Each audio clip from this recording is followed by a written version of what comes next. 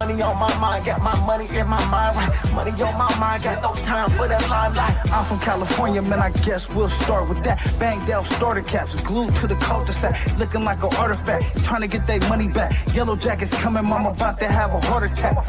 Southeast San Diego, we was at the heart of that. You moved about the hood, my nigga, you ain't want no part of that. Move to work and let the money drip the laundry mat.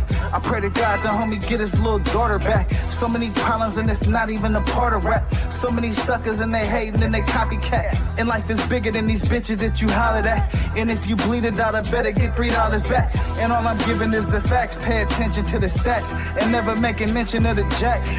Gotta keep the money stacked, work your way through the traps. Money motivated to the max. Money on my mind, got my money in my mind, right? Money on my mind, got my money in my mind, right? Money on my mind, got my money in my mind, right? Money on my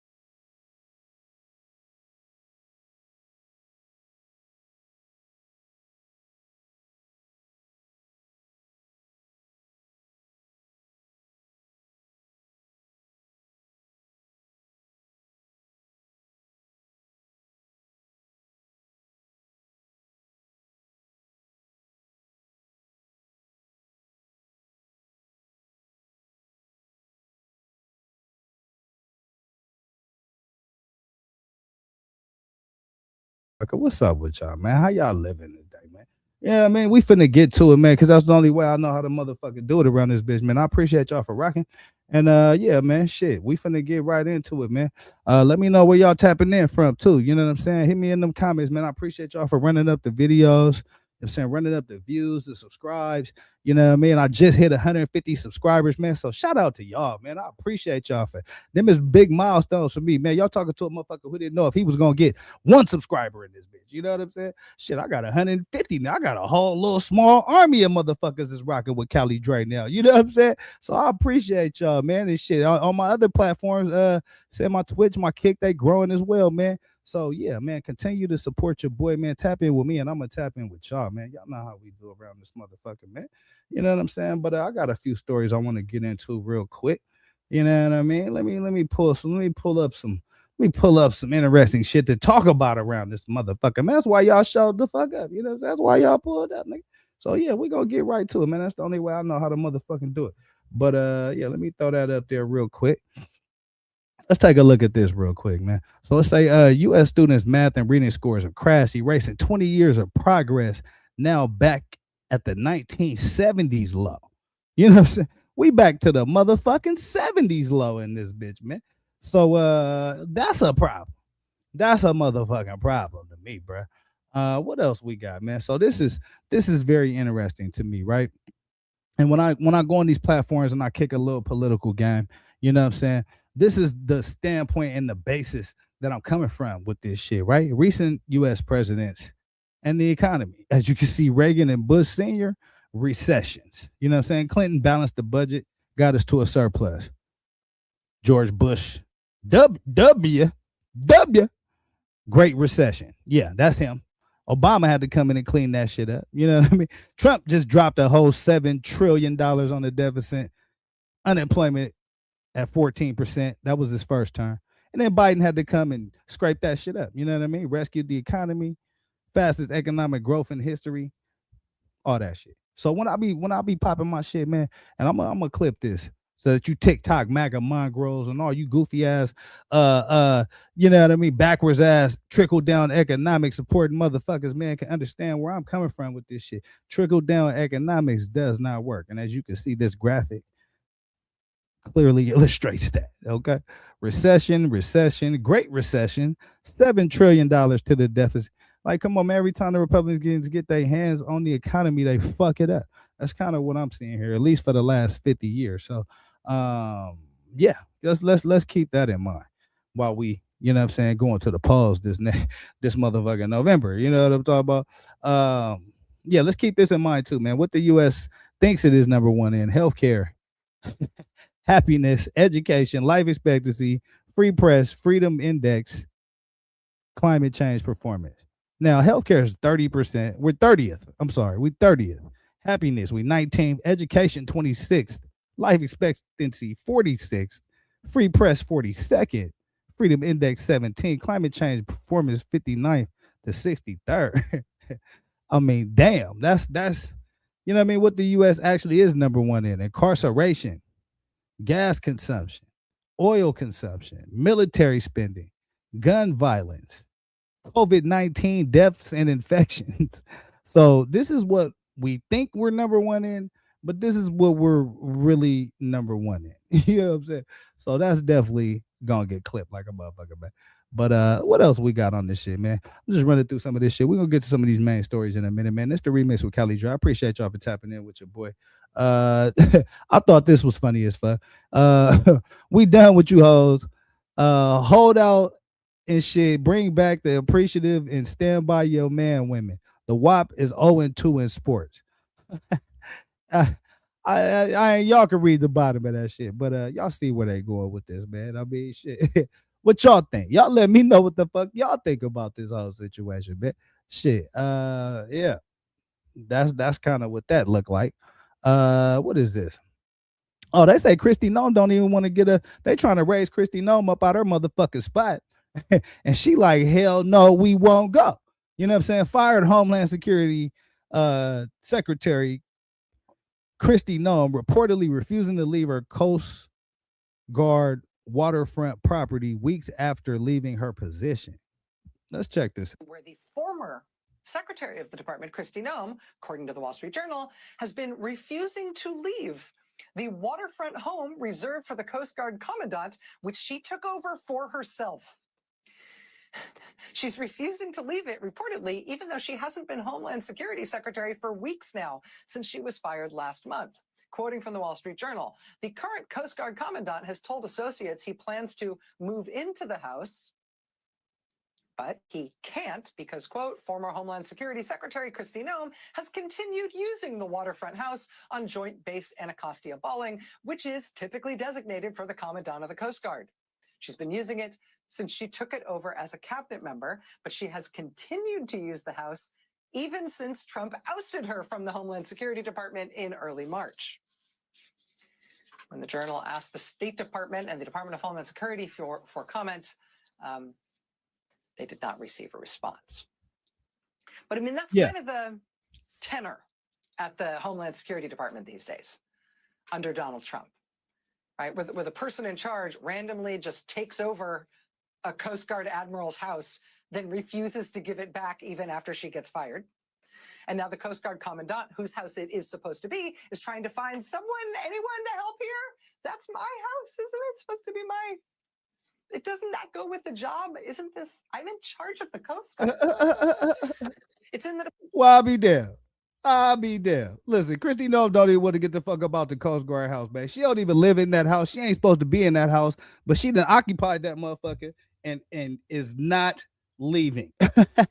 She's not leaving. You know what I'm talking about? So I thought that was pretty fucking funny, man. How you get fired from your government job, take a house from another government employee, and then your ass don't want to leave when they tell your ass to leave? You in the wrong damn house anyway. What up, Nate? Said it. You know what I'm saying? What's up with you, man? I appreciate you for tapping in with your boy.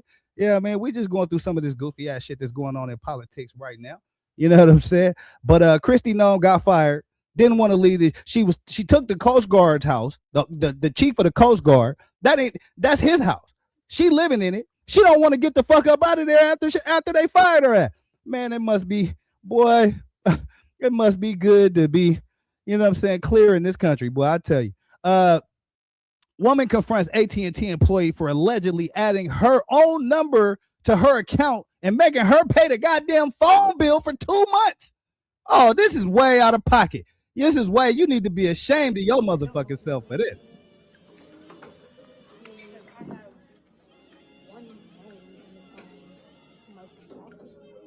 You put your phone number in my account and paying your bill for 2 months.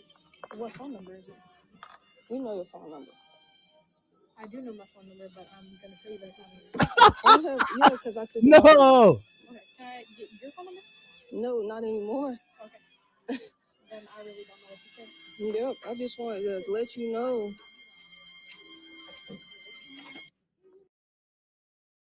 Well, damn. And look, I've been telling y'all, bro. This is the 2026 is the season of the scams, man. Everybody running scams and schemes out this motherfucker, man. Gas is $14 a gallon out here in California, bro.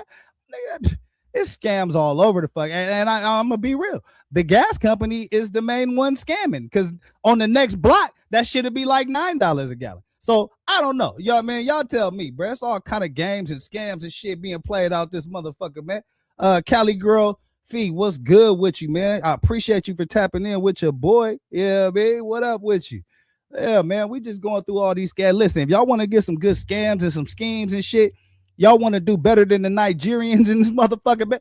Man, holla at your boy Cali Drake, man. I got this shit on lock. You feel what I'm talking about? What else? What else did I want to show y'all tonight, man? What we looking at, man? Yeah, I saw this earlier. I thought this was pretty funny. Yeah, just throwing that out there just for good measure. What what else, bro? What else the fuck did I want to look at in this shit, man? Nah, I don't want to talk about that. Yo, let's talk about this shit. Electric air taxis take off from Manhattan for the first New York airport trips. How many of y'all were riding one of these electric air taxis, bro? That shit, that looked like a helicopter with a whole bunch of fucking propellers on it. I mean, I don't know. I don't know. I'm kind of 50-50 on this electronic air taxi shit. But then I seen this shit. It said pizza by drone. Little Caesars and Flytrex is gonna make history. They're gonna be dropping them hot and readies right on your motherfucking dough, man. Right on your poach. You know what I'm saying? Drone that bitch right to you. You order 2 hot and readies. They're gonna drone them bitches to you in 15 minutes or less. That's how this shit go, man. That's what we moving towards, man. So yeah, we got drone taxis, pizza delivery drones, all kind of shit going on. You know what I'm saying? I would have to wait a couple years. Yeah, we gotta let that technology fill itself out. I'm not gonna be the first nigga to crash in a goddamn air taxi. No, ma'am, not me. No. Not your boy. Okay. Yeah, we gotta let that shit. But you know what though? This whole Little Caesars thing, though, I'm kind of feeling that though. You know what I'm saying? I hit Little Caesars. I fuck with Little Caesars, man. I don't know what y'all pizza preferences is, but you know, I like Pizza Hut, Little Caesars, man. That's kind of where I'm at with it. Or you know what I mean? Slap some butter on one of them good old fashioned oven baked joints. You know what I'm saying? And make it shine like a Pizza Hut pizza. You know what I'm talking about, man? Y'all know, man. Y'all ain't had to go through the trenches like I had to go through the motherfuckers, man. Shit, I'll make a $4.99 tombstone pizza, nigga. Tastes like some Pizza Hut, some Domino's, all that shit, man. Try to tell y'all. All right, let me get back to this motherfucking show. Y'all got me hungry in the motherfucker now. What we talking about here?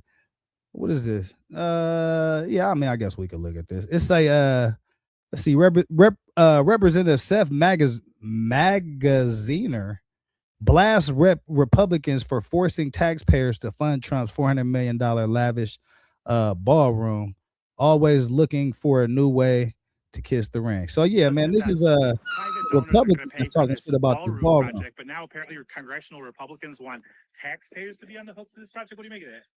I mean, they're always looking for new ways to kiss the ring, and you know, we all knew where this was headed. Like with the Trump administration, the grift never stops. Right. Yeah, I think that's fairly fucking accurate, man. I mean, they always got their motherfucking hand out. Check it out. This is why I don't fuck with roller coasters right here, bro. Roller coaster riders forced to walk down the tracks hundreds of feet in the air after the ride starts. I done paid $25 to get on this damn roller coaster. And it ain't rolling worth the shit. I gotta walk my ass from the top of the roller coaster to get down. Yeah, man. Yeah, some of this shit just be crazy, bro. That's why I don't be fucking with the roller coasters, man. What else did I want to look at, man? What is this? Minnesota Representative Drew Roach, the only no vote in the state legislature to slate legislator bill to ban AI nude images of young people. Okay, so this is the slime ball. He was the only no vote in a ban on AI images of kids. So he's a scumbag. I just want to throw that out. Scumbag alert. Okay, I got that. What we got here, man? Over 1,000 teens rushed in Icon Park in Orlando, leaving 2 officers hospitalized, 9 people arrested as some parents question police for alleged teen takeover. Oh, they out there whooping ass. Oh, body slam. Oh, I see that shit. Oh, hold on. We got to spin that back. That was a WWE move. I'm trying that who used to do that's the power bomb right there. I think one of them wrestlers used to do that shit, man. Stone Cold Austin, one of them motherfuckers. Shawn Michaels, throw some of them wrestlers in the chat that used to use that move right there. Hey, I didn't see that move many a day. Yeah. The shit going out of control in Orlando, man. Shit out of control in Orlando. Motherfuckers getting body slammed all up out their socks and shoes out that bitch, man. Is there anything else on this thread shit I want to talk about? Because I want to get into some of these videos too. Oh yeah, let's look at this. Ladies. Woman downs a half a bottle of Don Julio because TSA won't let her take it on the plane.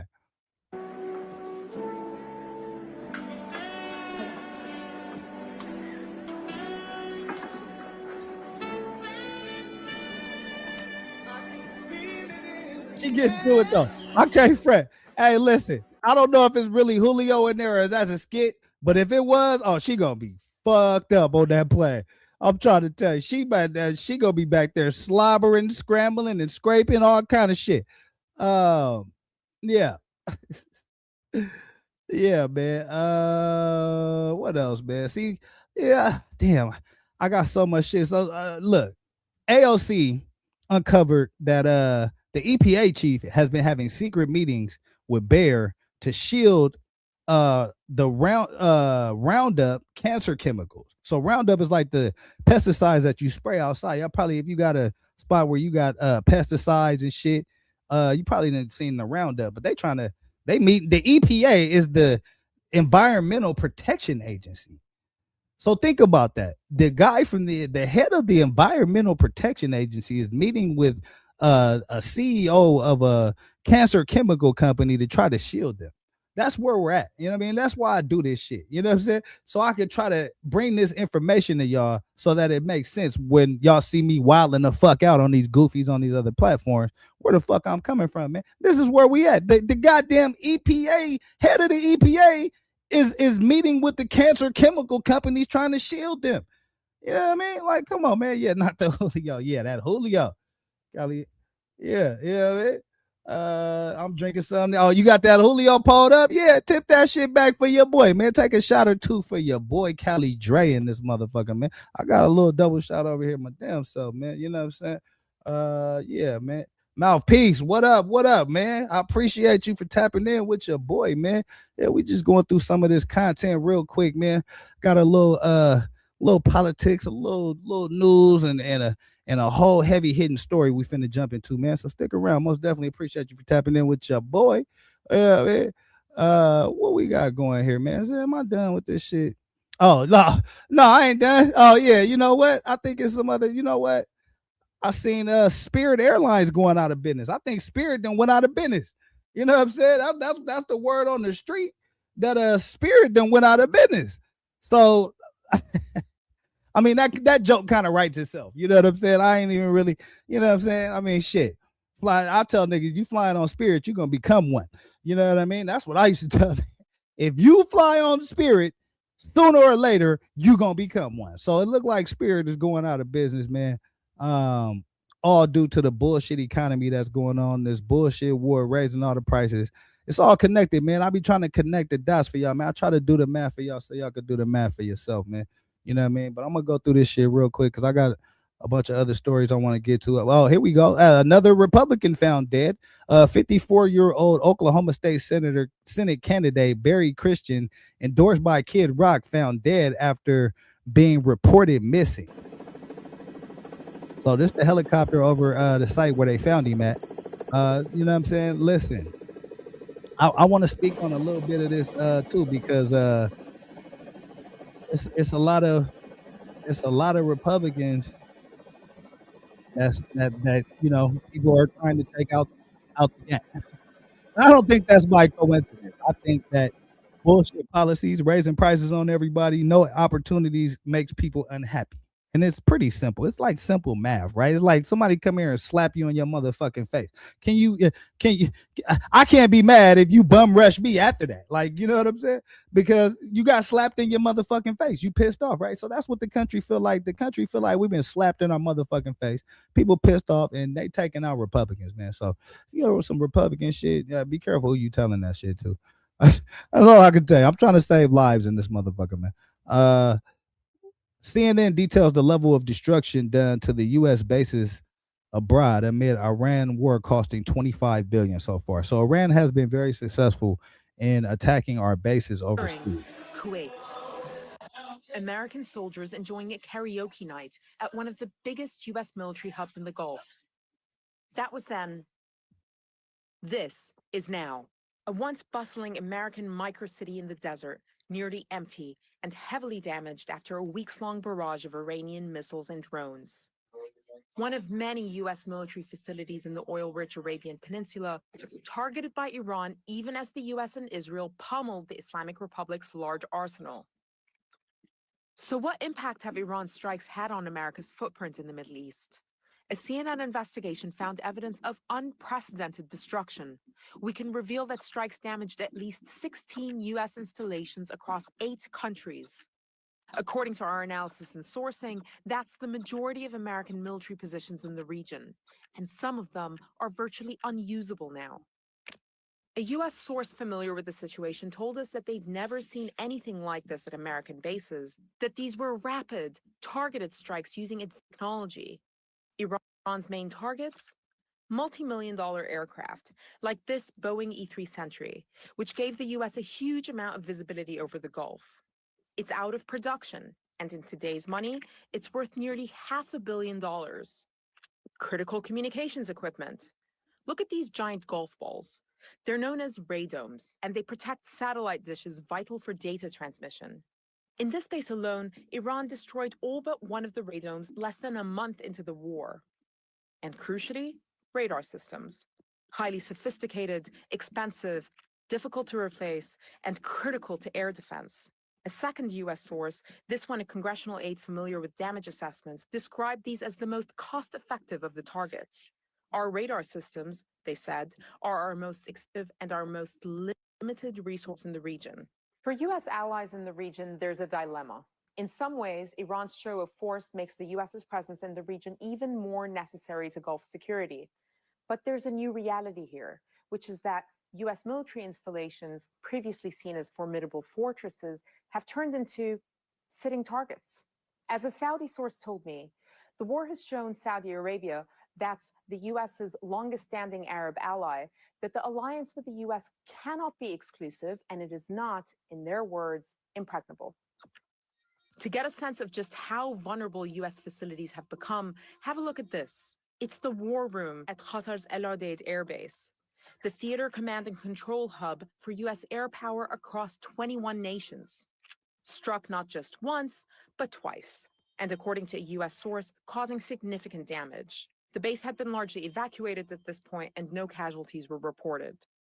Iran's visibility over its targets has never been clearer. In 2024, according to the Financial Times, Tehran secretly acquired a Chinese satellite, known as the TEE-01B, a massive upgrade from its own satellites. That means that Tehran went from looking at images of this quality to this. This is the first time America has fought an adversary with satellites that capture high-res imagery almost as detailed as its own. As the scale of the damage comes into focus, many will wonder whether America's presence, once a protective shield in the Middle East, has turned into its Achilles heel. Responding to our findings, a Pentagon official said that the Defense Department does not discuss damage assessments. Right, right. So basically, the Pentagon don't want to admit that Iran is kind of kicking our ass overseas a little bit, and at these bases, they listen. Iran's hacker game, hacking game is A1. You know what I mean? They spend a lot of money on being able to hack other countries and do all kind of cyber crimes and all that shit. So, this is the news that they're not gonna tell you. I'm gonna keep it real with you on what's going on. And right now, we spending a lot of money on this war, and it's not. I still don't. Hey, put in the comments if you know what this war is all about. Let me know in the comments. Denise, what's up with you, man? I appreciate you for tapping in with your boy. Yeah, man. When Trump get out of office, he gonna blame the new administration. Yeah, he blaming the old administration now. So you already know how that shit go. You know what I'm saying? Dr. Nino, what's up with you, man? What's up with you, player? You know what I'm saying? Yeah, man. It's some wild shit. But I'm gonna keep it all the way a buck with y'all here. Let's get up off of this, man, because I'm about ready to check out some of these videos. Man, this the remix with Cali Dre, man. I appreciate y'all for tapping in with your boy, man. Cali Dre is in the motherfucking building around this bitch. You know what I'm saying? Subscribe to the channels, man. YouTube, Twitch, Kick, Instagram, TikTok, all that shit, man. But yeah, so I'm gonna stay on this politics a little bit, man, because there's been a lot of shit going on. We at like 27. Yeah. Let's stay on this politics for a little bit longer, man, because I wanna it's a couple more stories that I want to look at before we get to the main thing, man. You know what I'm saying? Yeah. Nikki 901, what's up with you? I appreciate you for tapping in with your boy, man. What's good with y'all, man? Yeah. I'm finna give y'all some good information tonight, man. You know what I'm saying? And then we're gonna tap in with some hip hop shit. But right now, this is the informational part of the show. You know what I'm saying? So yeah, y'all ain't gonna believe some of this shit, man. Where I want to start with this shit. Yeah, let's start right here. Oh, we're gonna get on that voting rights shit too, because the Supreme Court most definitely voted in favor of white supremacy and against black people with they last you know what I'm saying, little vote that they took, man. So we're gonna dive into some of that shit too. You know what I mean? Check this out, man. Here, I'm gonna stop talking, man. I know this the remix with Cali Dre, but I'm gonna stop talking for a minute. I'm gonna let y'all hear what the professionals is talking about in this motherfucker, man.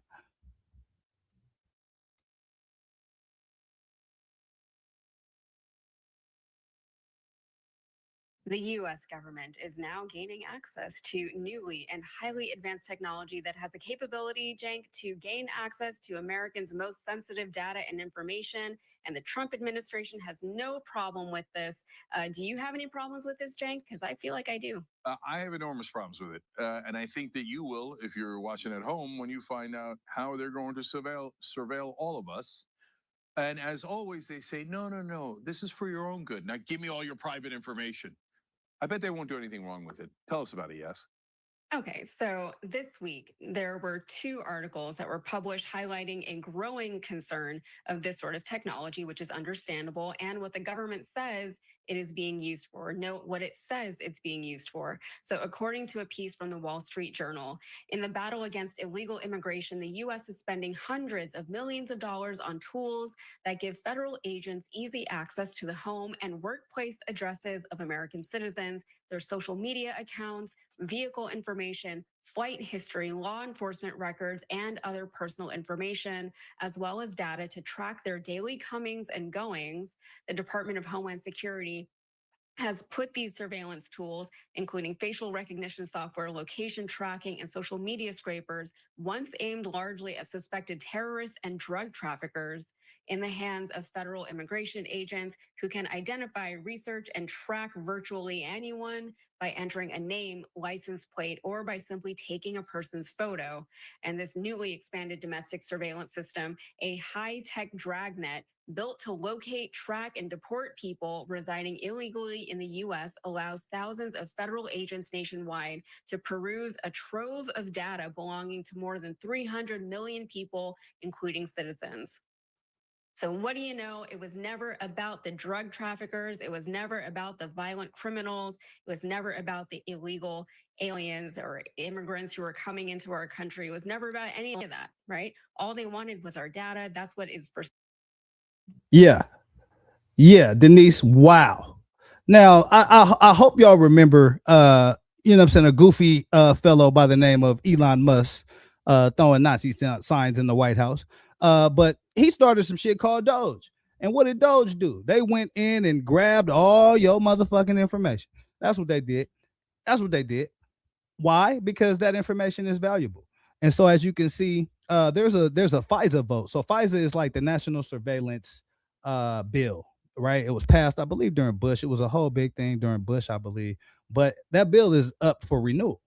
And so with that FISA bill being up for renewal, and we diving more into what this administration is doing as far as what you guys just heard, our privacy is under attack as Americans like none other, like no other time, probably since motherfucking Reconstruction or some shit. You know what I'm saying? So yeah, I mean, I don't know. I'm just trying to get y'all the real, so y'all don't be listening to all these goofies and these fake activists. This is what's really going on in this country. These motherfuckers, they don't give a fuck about you. They don't give a fuck about me. They care about your information so they can sell it and make more money. That's just kind of what this whole segment of the show is all about. But yeah, let's tap in with a little bit more of this, man. Sale these days. We are the product. We are the ones that are for sale. So the Wall Street Journal spoke to multiple U.S. citizens in Maine who were targeted using this technology simply because they were trying to keep tabs on ICE agents so that they could warn people. And if you remember a few months ago, like that kind of technology was everywhere before they started cracking down on it. So one morning in January, a woman named Liz McClellan witnessed and took photos of an ICE agent making an arrest. And when she followed them to see. Yeah, make sure y'all paying attention to this. Get your ears open for this right here. Where they were heading next, what happened was McClellan was surprised when the agent led her to her own house and blocked her driveway. Other federal officers quickly arrived, boxing in her car with their own vehicles. This is a warning, an agent told her, according to court records and a video recording. We know you live right here. And if you think the Trump administration cares about this, you would be wrong, because they're. Yeah, so they followed the woman. The woman was surveying ICE. And I guess that she was following them, and she followed them to her house. And they told her, oh, yeah, we know where you live, bitch. You thought this shit was a motherfucking game, huh? You thought this was a motherfucking game, huh? So, again, this is what's really going on, fellow American citizens. You know what I'm saying? Like, this ain't even no black, white shit. This is just a government overreach thing right now. This part of the show. This is just pure government overreach right here. And this combined with what's going on with the Supreme Court and this voting rights thing, you guys need to, you know what I mean, be extra vigilant, keep your eyes and ears open on a lot of the bullshit that's going to go on before this election. Let's see what else this lady talking about. Are the ones who are pushing for all of this oversight. So with the backing of Congress and President Trump, DHS spent a record $425 million on surveillance tech in the past year, a 17% increase from the prior year. Federal spending is on pace to set another record in 2026, according to an analysis of federal contract data by the Journal. So, of course, thankfully, civil rights groups have filed multiple lawsuits against DHS, alleging that their use of surveillance tools to revoke visas and arrest immigrants with. Yeah, so I think y'all get the fucking point on that. I'm gonna jump. You know what I'm saying? We're gonna jump. But I thought that was a very important piece of information to try to share with the people, man. So I'm gonna definitely clip that. And Oh, Spirit Airlines. Let's take a look at this shit right here. Let's see what's going on with Spirit in this motherfucker, man. This morning, Spirit Airlines announced it's going out of business after 34 years. All flights have been canceled, and now thousands of employees are suddenly out of work. Last week, the Trump administration proposed a $500 million taxpayer bailout that reportedly would have given the government up to a 90% stake in the company. Yesterday, President Trump said his administration had made its final proposal. Ultimately, appreciate it, fam. Could be reached. With us now, MS Now senior reporter Josh Einiger. Josh, thank you very much for being here. So, Spirit Airlines is out of business after 34 years. What's next for passengers, but also for the employees? Damn, I didn't know Spirit was rocking for 39 years though, or 34 years. Hey, listen, that was a little run though. Okay, Spirit, I might have put, I might have to put a little more respect on your name out this bitch, man. You know what I'm saying? Well, it's a great question, Jonathan. Thousands of employees are now out of work, tens of thousands of passengers who have tickets booked in the future. You know, the industry has come out saying it's going to protect both groups. Employees are going to have the opportunity to interview on a preferential basis at other carriers.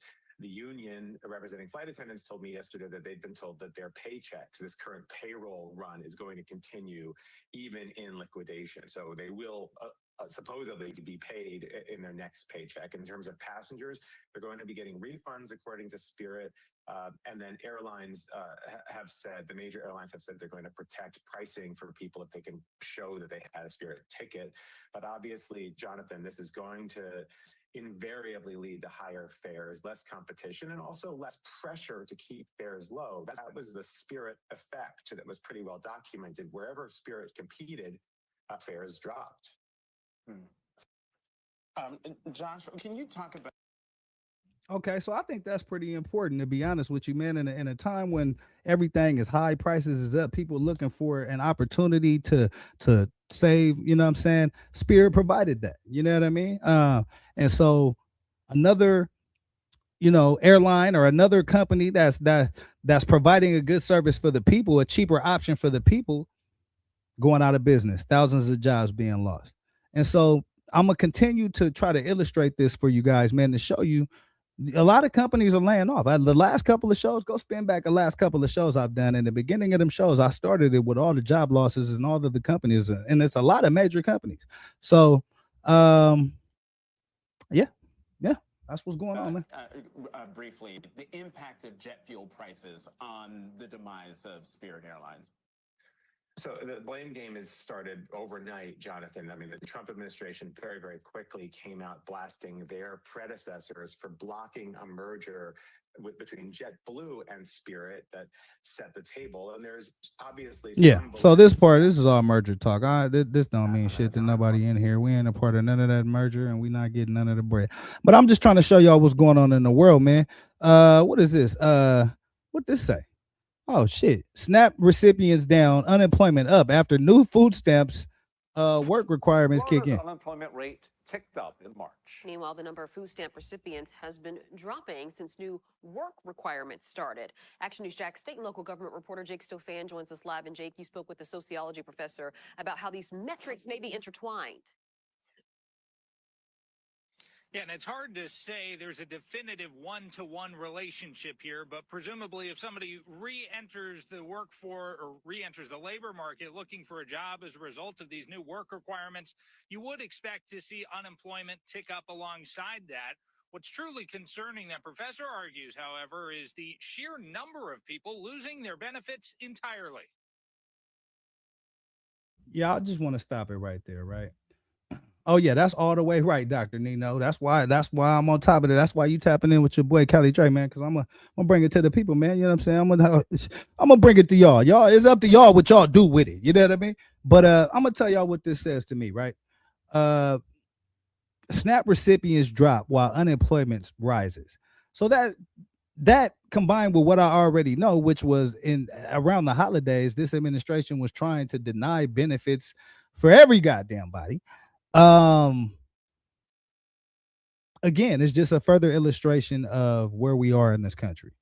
People who actually desperately need benefits, their numbers are dropping while the unemployment numbers are rising. And so that's two different classes of people that are being affected. That's our people that are at the poverty level, you know what I mean? And that's also people that are in the middle class who can't find a job, college graduates who can't find a job. So again, the only class that's not being affected is the wealthy class. And a lot of these decisions, I want you to look and pay attention to who's being affected by these decisions. And a lot of times it's probably going to be people in your tax bracket. Damn, why they hating on EBT? Hey, mouthpiece, man, shit. I don't know, brother, but I listen.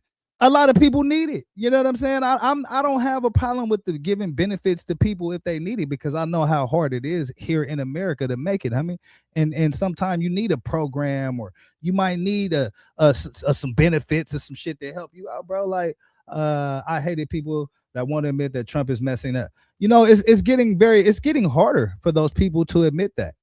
It's getting a lot harder for those people to admit that. And I'm actually glad that you brought that, because it was another video I wanted to look at. But yeah, I just wanted to show y'all that real quick. Yeah, I mean, we're gonna go through this kind of quick because I want to get to these other stories.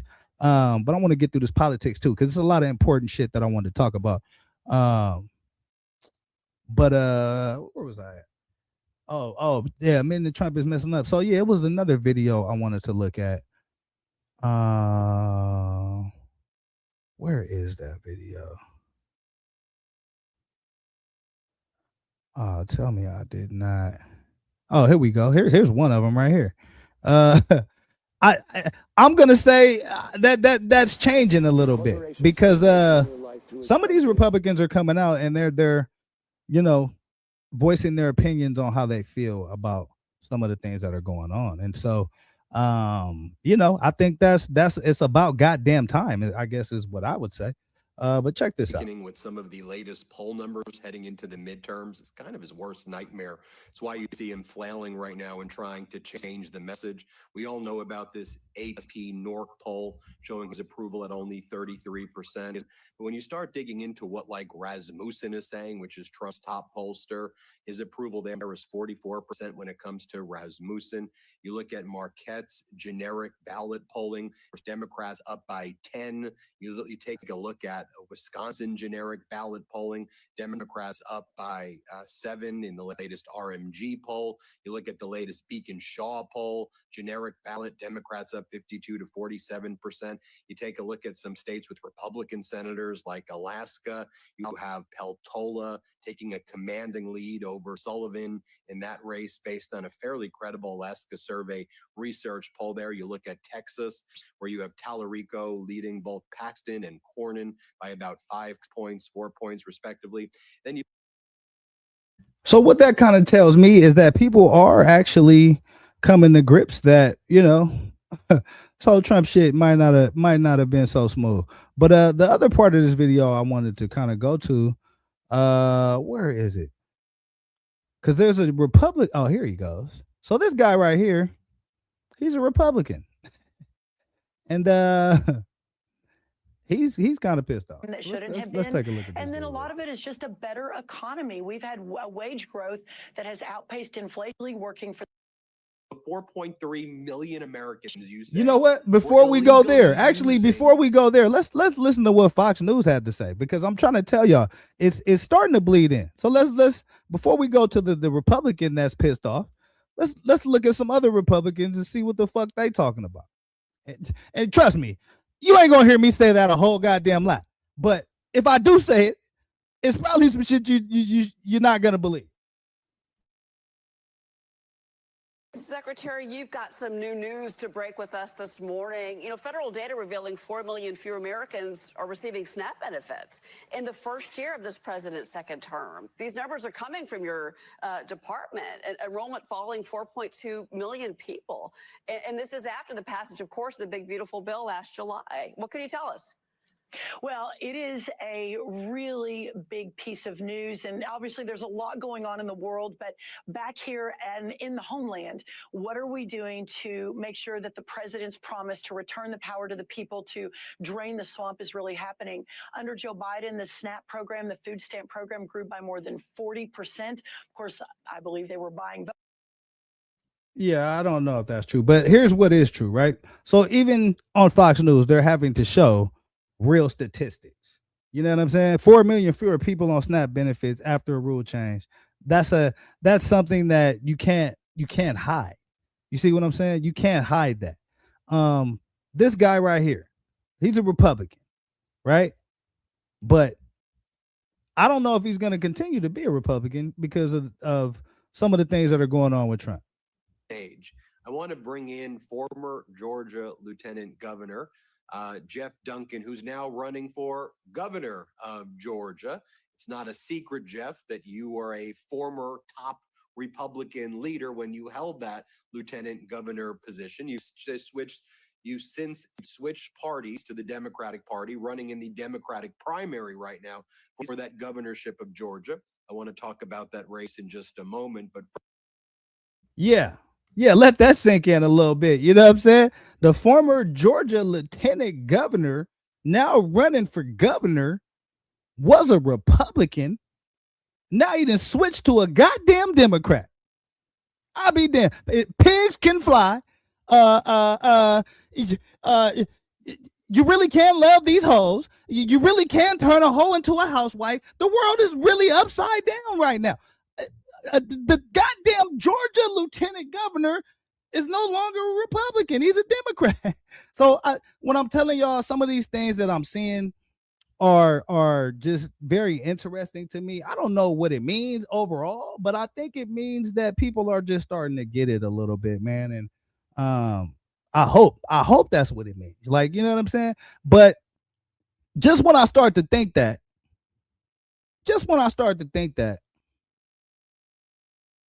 I got to talk about this shit. And if you are here, let me actually get to the big screen because this message time in this motherfucker, man. You know what I'm saying? This message time in this motherfucker. This is the remix with Kelly Drake, man. I appreciate y'all for tapping in with your boy. Check this out. If you are, how can I say this? Black in America, right? You should care about this information that I'm about to bring to y'all right now, man. Where do I even begin?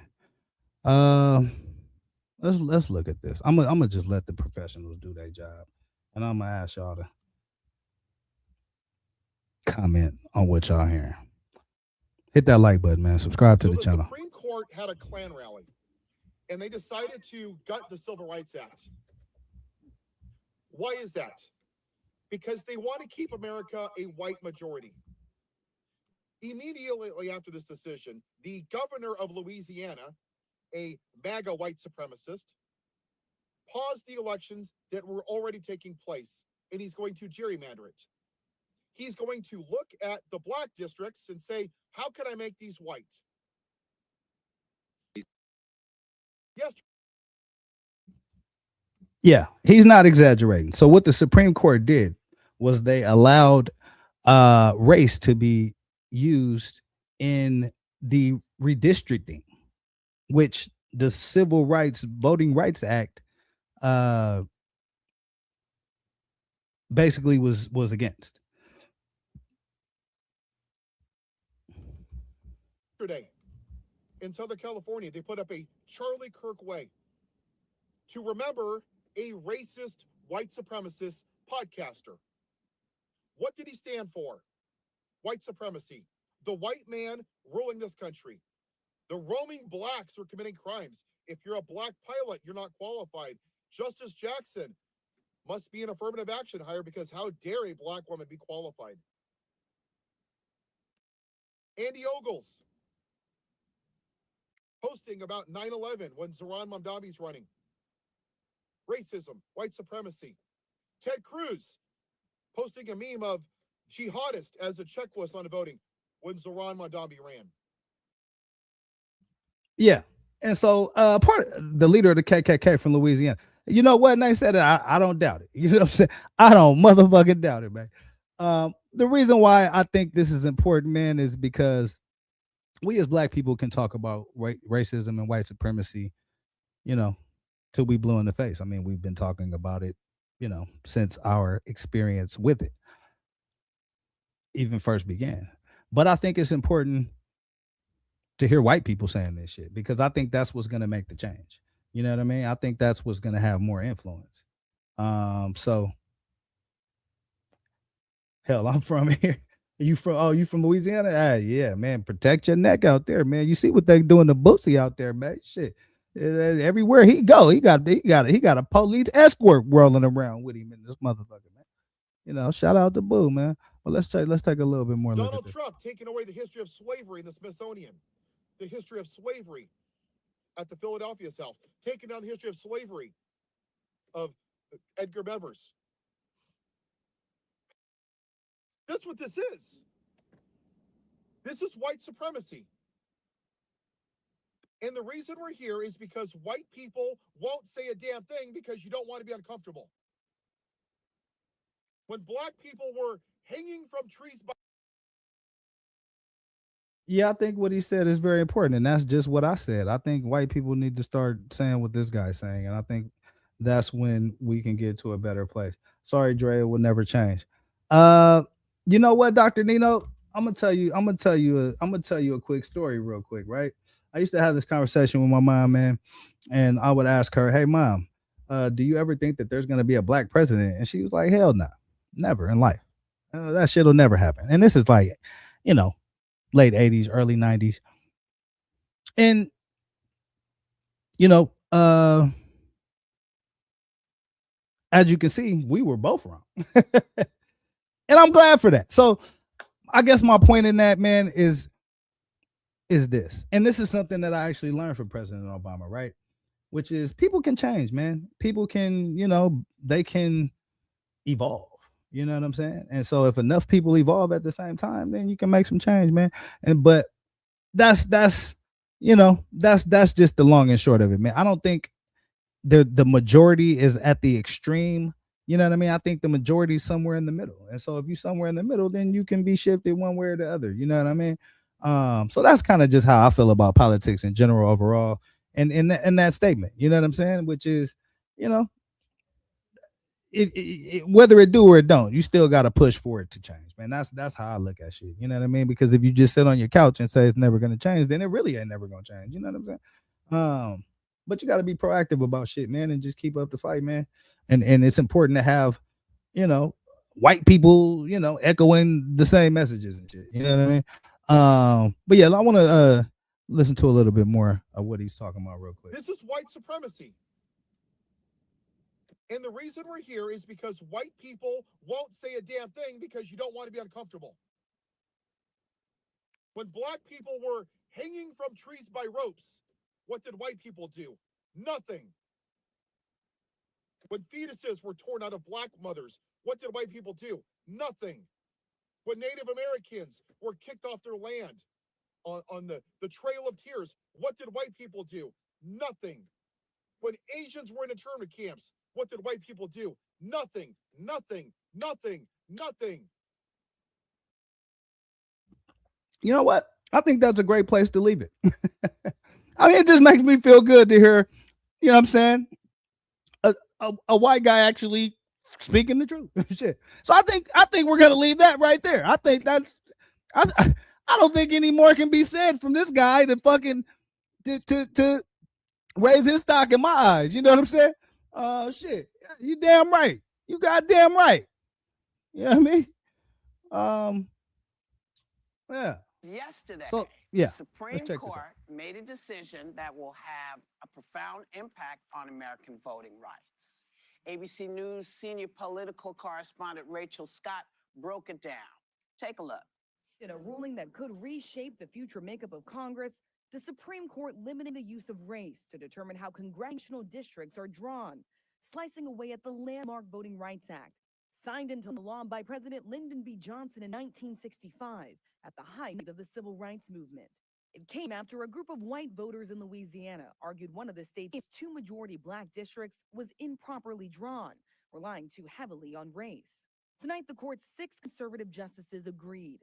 Justice Samuel Alito writing, allowing race to play any part in government decision-making represents a departure from the constitutional rule. Justice Elena Kagan declaring, if other states follow Louisiana's lead, the minority citizens residing there will no longer have an equal opportunity to elect candidates of their choice. So,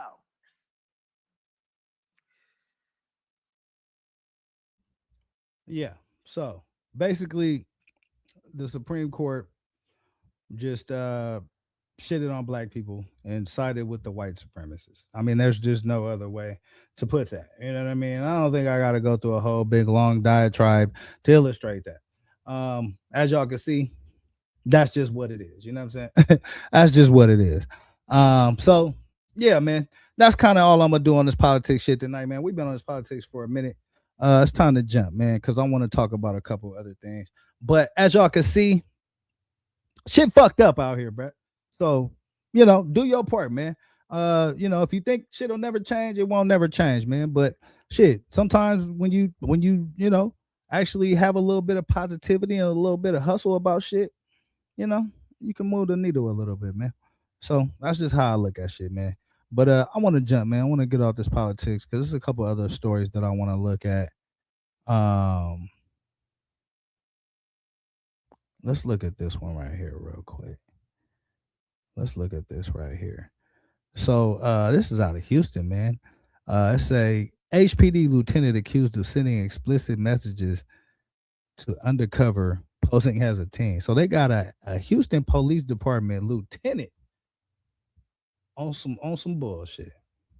Now at 10, we're seeing disturbing messages allegedly sent by a Houston police lieutenant who is now charged with online solicitation of a minor.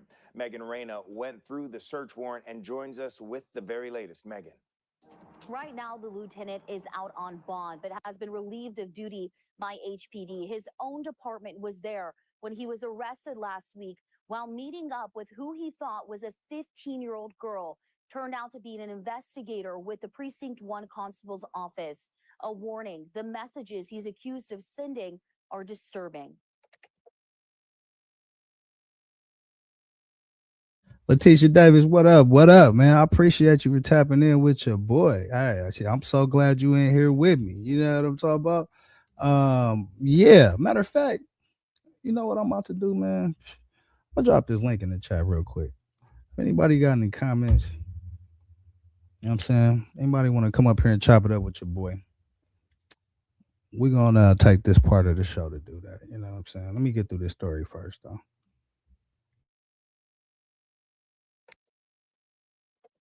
On April 1st, according to the search warrant, Wok Viet No started chatting with someone he thought was a 15-year-old girl online. It turned out to be an undercover detective. No, even apparently lying about his age, saying he was 28 years old.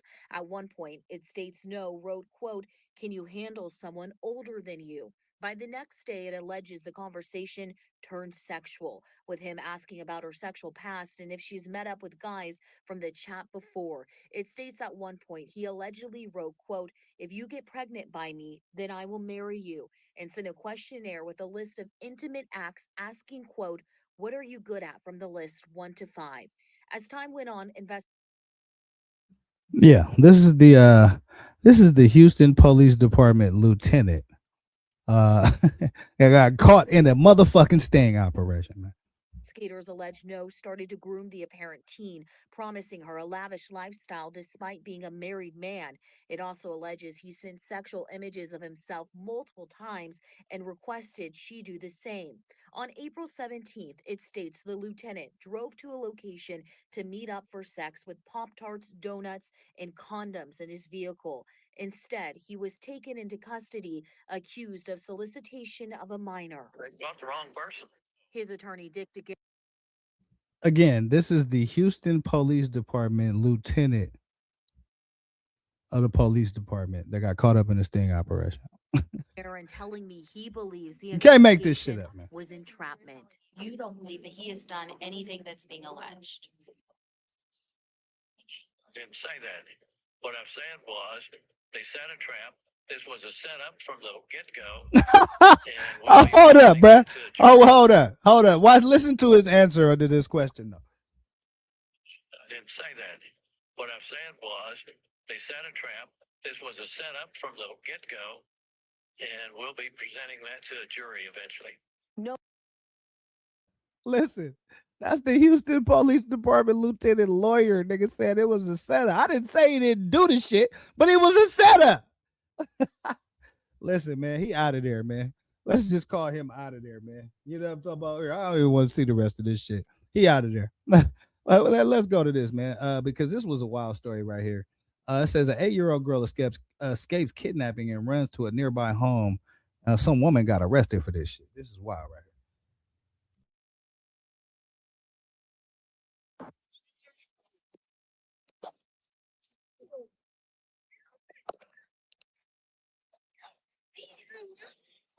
Some scary moments, not just for the 8-year-old who was being chased by a woman claiming to be her mother, but also for other kids on the block who saw this happen on Wednesday. Believe it or not, they actually helped me piece this story together, describing what happened in real time. I was very terrified and I really wanted to go help and see what happened to the girl, but or like try to go save her, but then I was too scared if the fake mom had something on her, because I don't also want to get hurt too. Genevieve recorded the video from inside her house. She ran to get her mom because she sensed something wasn't right. By the time I got out here, I seen the cop cars. Just a few houses down, another neighbor, Anavea Ott, also heard the screaming. I noticed that the woman was like tugging on her backpack and pulling her hair. And I also noticed like the woman didn't look right in her mind. So I was just like, that's not her mom. Her next door neighbor, Hector Barba, had the same reaction. I thought it was her mom, but obviously it wasn't. The kidnapper was pulling her hair and slammed her head on the concrete. And I was like, hold on, a mother doesn't do that to their child. So she jetted all the way to the third house right here and was hiding right there. And I was like, what the heck is going on? So I told these little girls right here. Yeah, so that's the kidnapper right there chasing the little girl right here. That's what this video is. This is the alleged kidnapper chasing the little girl. So she jetted all the way to the third house right here and was hiding right there. And I was like, what the heck is going on? So I told these little girls right here. Yeah, Letitia Davis, you two don't want me to be great. They don't want a brother to reach the mountaintop. You know what I'm saying? They don't want me to get to the promised land. They don't want me at the top where the air is rare around this motherfucker, man. So stay tapped in, man. You know what I'm saying? Yeah, man. Get you another device and hit the notification on that motherfucker too, man. Shit. Get notified on all your devices, Letitia Davis. You know what I'm saying? I'm gonna pop out. Yeah, man. Yeah, I'm saying I need you in here when I pop out, though. You feel me? But yeah, this is a wild story right here, though, man. This is a wild story right here. Her mother wasn't here, and I was like, please call the cops now. I called the police and I was telling the lady, like, get away from the girl. And she was like, that's my daughter. This is my daughter. Neighbors say they're relieved the outcome wasn't worse. So I'm really glad. It just gives me closure that girl is safe with her parents and she doesn't have to deal with this. She's going to have therapy, of course, of what happened. Yeah, most definitely, man. She most definitely gonna need some therapy, man. And you know, a strong, you know what I'm saying, support system around her. Because that's a wild ass story, man. Angry dad attacks another father at an indoor playing ground. This shit crazy right here, though.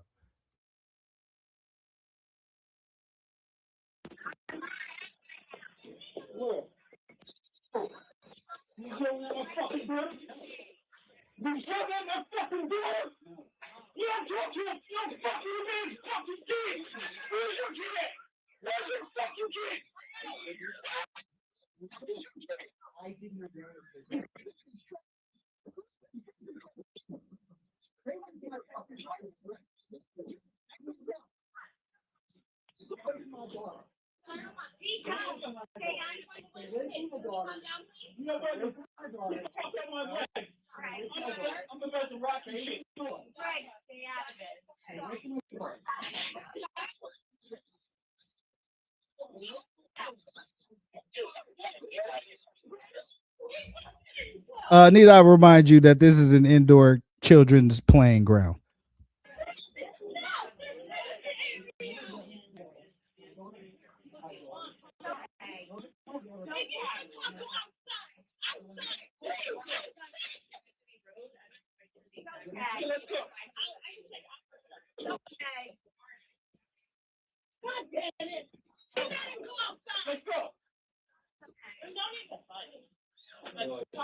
If somebody yells at you, another grown man yells at your daughter, what are you going to do?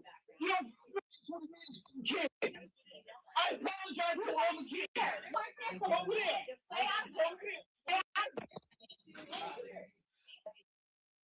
Yeah, so as you can see, man, yeah, in front of the kids is wild as fuck, Dr. Nino.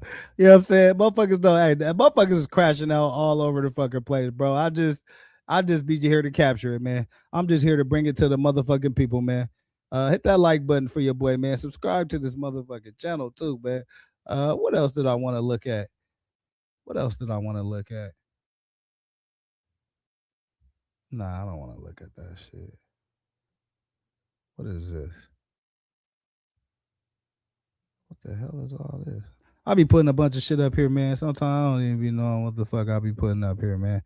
But it be in the moment, I'll be like, yeah, I gotta drop this. But then some other shit will come up and I'll be like, damn, I don't even want I don't even know if I want to talk about that shit. You know what I'm saying?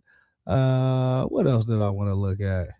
Is there anything else pressing before I get to the other shit, man? Nah, I could kind of look at all this tomorrow, man. Yeah, we're gonna run a lot of this tomorrow. Where did I want to go? All right, so check this out. I seen this on the internet, man. This shit was wild. Here, I gotta find it now. Hit that like button, man. Subscribe to this motherfucking channel.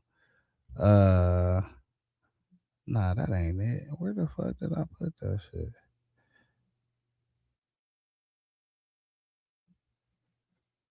All right, let's look at this Oak Cliff story real quick while I find this. Hit that like button.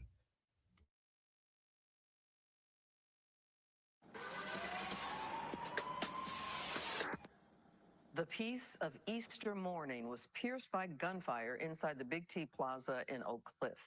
Two groups of men with beef between them opened fire. An innocent bystander who had nothing to do with the violence was hit. Fox 4's Sean Rabb has the video in this week's Trackdown. We're in the parking lot at the Big T Plaza. This is Detective Lauren Keybart, and you're pinch hitting for Detective Manuel Prinza today. Correct, sir. Yeah. But you know what happened inside Big T April 5th. Yes, sir. Tell us what happened inside. It involved two groups of people, and there was a shooting. Is there video of what happened inside? Correct. Tell me about the video, Detective Keybart. One group showed up to the bazaar and went outside the barbershop. The second group was inside the barbershop. They exchanged words and exchanged gunfire as well. The first group runs away from the window. There's gunfire exiting the barbershop, and then the first group returns fire. Anybody hit? Yes, unfortunately. How is that person? They're doing well. Were they part of the shootout? No, they had nothing to do with it. They were an innocent bystander. They exchanged words and gunfire and fled the scene. One group fled in a black Dodge Charger, and the other fled in a gray Honda CR-V. Yeah, so motherfuckers is shooting at the Big T out there in Texas, man. Out there in Oak Cliff, man. Shopping mall. I know some of y'all in here from Texas, man. Y'all know where that's at. They out there getting to it, man. They out there getting to it like none other. You know what I mean? Which is a crazy little joint, man. But yeah, this the shit I wanted to show. So it was a video, man, of Jim Jones getting into a heated discussion with a Lowe's manager over the prices, man. So I wanted to check this shit out because this shit wild as fuck too, man. Hit that like button, man. Subscribe to the channel. The items under the price, they have to honor it. You came over here while I was having a conversation with a nice black young lady and proceeded to say, oh, if we place our items anywhere, then that's the price, right? That's how you treat a customer at Lowe's? Are you the manager? You said you're the manager, right? So instead of de-escalating the situation, you added fuel to the fire. You didn't come over here. So this is Jim Jones wilding out on the Lowe's manager about the motherfucking prices at Lowe's. You can't make this shit up, bro. Customer service, you came over here with bad service. Huh? Why? Because I'm a black man trying to... What's up, everybody? This is the world famous Ed Lover, and you are watching Forgotten Kings TV. That's right, Forgotten Kings TV. Come on, son. I'm in Lowe's. This manager decided to take upon himself to tell me what I've done wrong. So tell the people that you're mad that I found these locks for $78 because y'all put the wrong price. Y'all put the wrong price. You don't want to look at me now? You just have nothing to say. You don't have nothing to say? That nigga mad. Hold on. What's up, dog? How you feeling? My nigga Jim Jones is mad about the price of the locks at Lowe's, nigga, and he's not having it. This nigga's harassing the manager. He slapped the shit out the customer service agent. He don't give a fuck. He just want that fucking coupon to be validated in this bitch, man. Self to tell me what I've done wrong. So tell the people that you're mad that I found these locks for $78 because y'all put the wrong price. Y'all put the wrong price. You don't want to look at me now? You just had a lot to say. You don't have nothing to say? You're mad that I found. What's up, dog? How you feeling? They had the price under it, and we know that all stores, when you make a mistake and keep the items under the price, they have to honor it. You came over here while I was having a conversation with a nice black young lady and proceeded to say, oh, if we place our items anywhere, then that's the price, right? That's how you treat a customer at Lowe's? Are you the manager? You said you're the manager, right? So instead of de-escalating the situation, you added fuel to the fire. You didn't come over here with customers. Listen, I'm gonna tell y'all some real shit, man. Listen, it's hard. Hey, Dr. Nino said it best. It's real in the field, man. It's hard out here for a pimp, man. Everybody going through some shit right now, man. You ain't the only one. You ain't the only one. You thought you was the only one that had some motherfucking problems? Nah, this nigga Jim Jones trying to get some locks on the low. Out of Lowe's. He getting all kind of hassles and pushback. Bro, look like he calling security on Jim Jones' ass right now. It's kind of what it looked like to me. But yeah, man, everybody trying to listen, everybody trying to get some cheaper shit. That's just where we at in America, man. Jim Jones too. You know what I'm saying? Fuck all that. Service, you came over here with bad service. Huh? Why? Because I'm a black man trying to do good things? Or what was it? Because I was talking to a black lady. Huh? You have nothing to say? Well, this is going right to Lowe's. Right to Lowe's. I hope that you got your job right. What's up, brother? How you feeling? What's going on? What's up, bro? How you feeling? Good. They trying to kick and there are the laws. Hey, what's up, brother? Hey, that's how you know the police coming. Nigga went from this whole gangster cussing out the nigga at Lowe's. Nigga turned around, the police right. Hey, what's up, brother? What's going on, brother? How you doing, brother? Yeah. We just having a little discussion about the price, man. You know what I'm saying? They not validating my coupons around this motherfucker, man. They're talking about my shit old, man. So ask him. And the guy said, yes, it is $78. We were refusing service. This nigga politicking with the police about the price of the locks. And they said, yeah, it is $78. Meanwhile, the manager's pulling up the whole price schedule. You know what I'm saying? Getting ready to show the police, nah, them shits ain't been on sale. This nigga full of shit. His coupon is not valid in this motherfucker, man. Yeah. And they about to arrest your bitch ass. Yeah, that's how, man, everybody got some shit going on, man. Everybody trying to, bruh. Prices is high, bruh. If gas prices is fucking $14 a gallon in Cali, I know they about $27 a gallon in New York City. Oh, come on, man. Oh, shit, man. Come on, man. Jim Jones said, nigga, listen, I need that employee discount around this motherfucker, man. Y'all got me fucked up, man. What's up, bro? How you feeling? Good. They trying to kick me out because they made the wrong price on their stuff. So ask them. No, this nigga said they tried to kick me out because they made the wrong price on their stuff. That's what you going with, Jim Jones? That's what the fuck we going with tonight, bro. Hey, listen, let's do the Jim Jones test, bro. I want y'all to do the Jim Jones test. Go to your local supermarket or your local you know what I'm saying, Lowe's, Best Buy, Dollar General, and tell them they got the wrong price on their shit and see what the fuck they say. See the look that nigga give to you when you tell him that he got the wrong price on the shit that he's selling to you. Yeah, that's what Jim Jones on. Nah, nigga, Lowe's got the wrong prices in this motherfucker, man.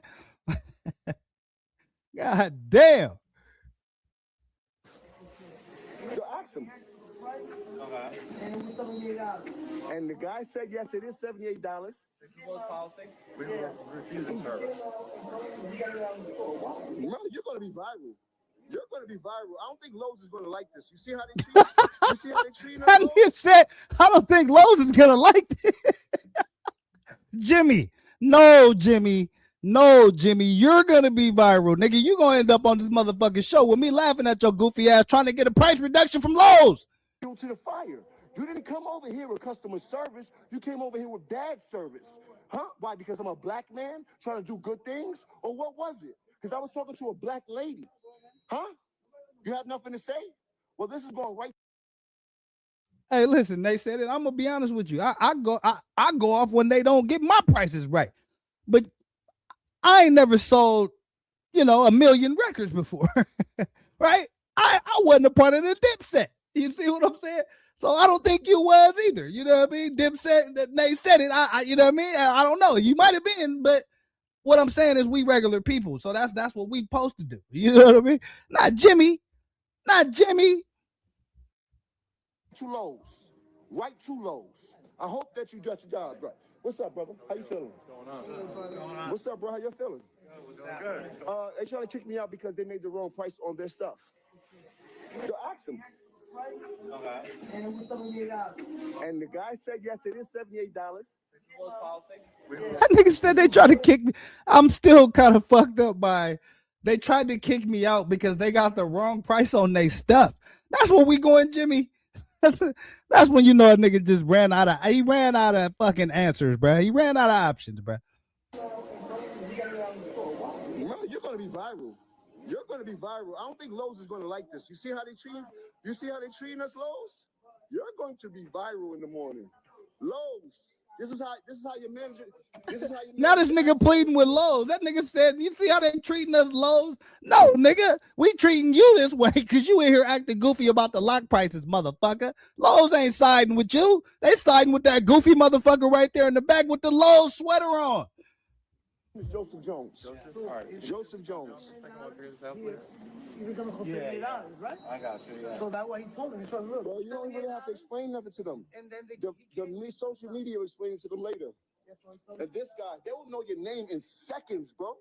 You're gonna be so viral later for trying to cause this problem. You don't want to de-escalate.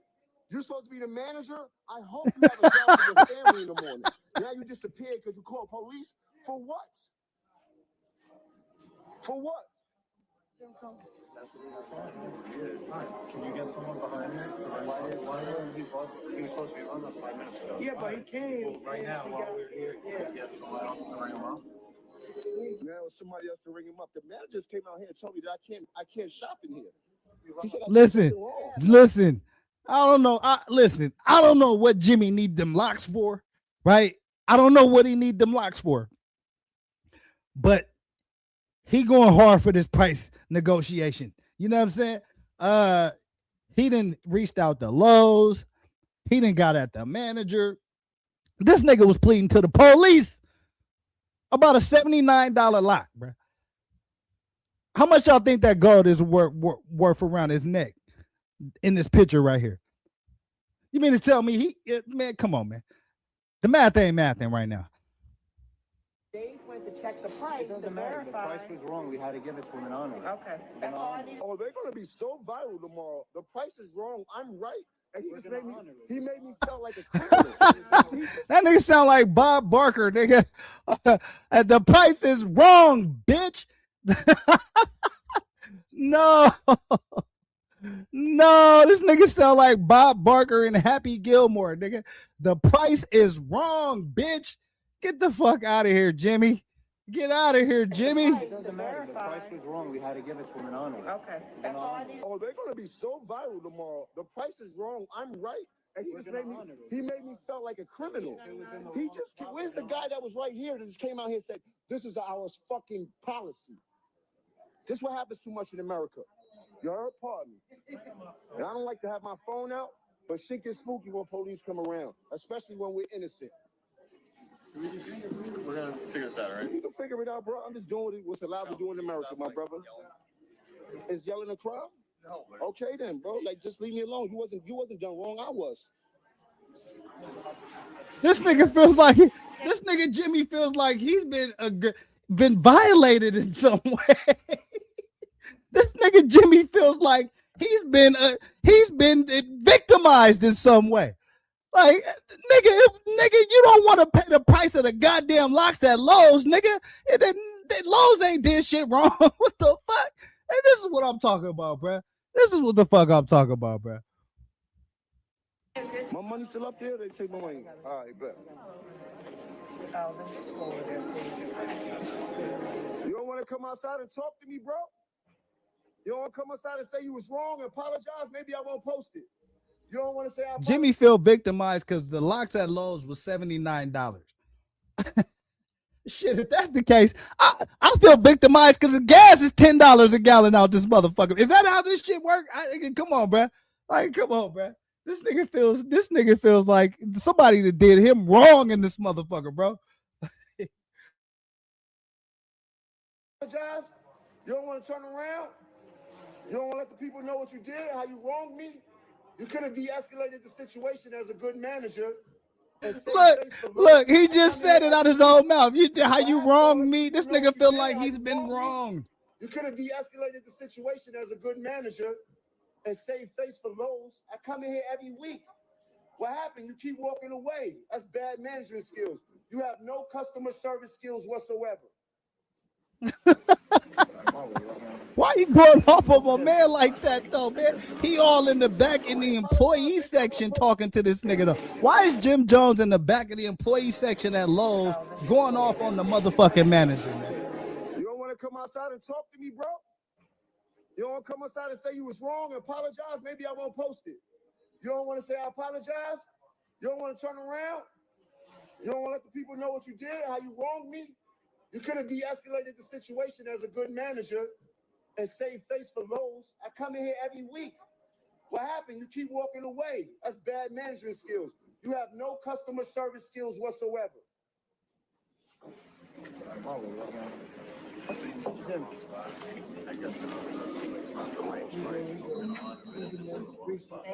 About being right and black in America. This shit crazy.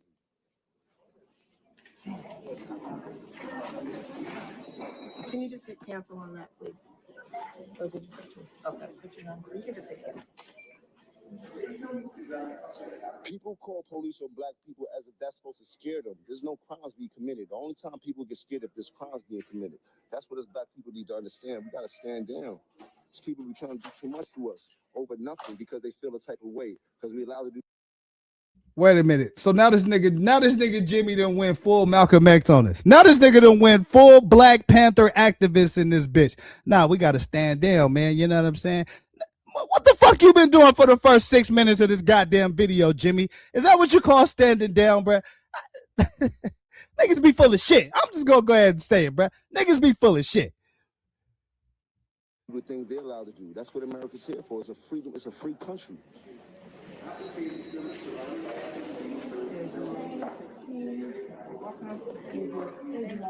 Thank y'all. Appreciate y'all. Y'all have a good one. Thank you for watching my video. If you like what you see, yeah, man. So that's Jimmy, man. That's Jimmy. that's what Jimmy going through in this motherfucker, man. What else did I want to pull up, man? Nah, we not going to this cam shit. We're not going to this camera shit, man. But what y'all think about that, man? Hit that like button, man. Subscribe to this motherfucking channel. As y'all can see, Jim Jones out here wilding the fuck out, man. He trying to get shit for the low. He think the Dipset still popping. He could just walk in Lowe's, take a bunch of shit, give a couple autographs and shit, and then you know what I mean. Shit gonna be all good. Nah, Jimmy, them ain't them days no more, bro. Them ain't them days no more, Jimmy. Them days is done. You know what I'm saying? Lowe's want they motherfucking bread, bruh. They ain't taking no more autographs and no more show tickets. Nah, bruh. Them days is over, Jimmy. Them days is done. You know what I'm saying? Yeah, man. Let me get to this next piece of content that I wanted to get to, man. This the remix with Cali Dre. I appreciate y'all for tapping in with your boy. You feel me? Subscribe to them channels too, man. Share the videos out, man. YouTube, Twitch, all my Kick subscribers. What's up with y'all, man? I appreciate y'all for rocking with your boy, man. Let's take a look at this, man, because I thought this was real interesting. So it say Ice Cube and Chris Tucker's sons remake Friday. Let's check this out, bro. See what this all about, man. Hit that like button, subscribe to the channel, man. Let's get it. Gonna hit drop.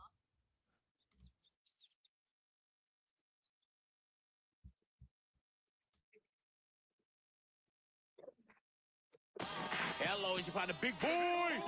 Angelino, are you ready? Do you know what day it is? Yes, it's draft day. That's right, the Rams draft day. Who are the Rams going to pick? We shall find out. Y'all continue to hang out with us in the neighborhood, Big Boy neighborhood. No stopping all the dogs I'm dropping. It's Friday night, so everything is popping. I got skin to spin in his head, so let the games begin.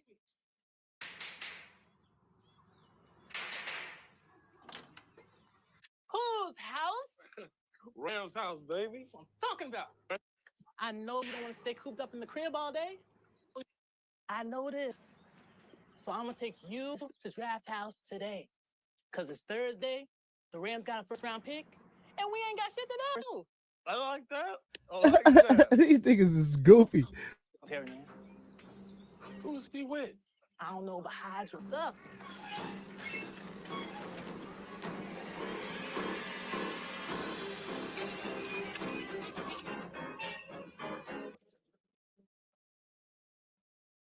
Oh shit. Craig Jr. Oh shit. Dogs with me. Hello, dogs. What you got for us? Yo, what you got for us, punk? None. Yeah. You know, I used to play with the Rams. Drafted in 91. 11th round. We know. Man, can you send my ring back? What? That nigga said 11th round. You know what? I'm ready to go right now, bless cause. What? Terry still got it. Huh? Huh? Damn! I can hear that. Every time, Terry. Yeah, that's right. We out.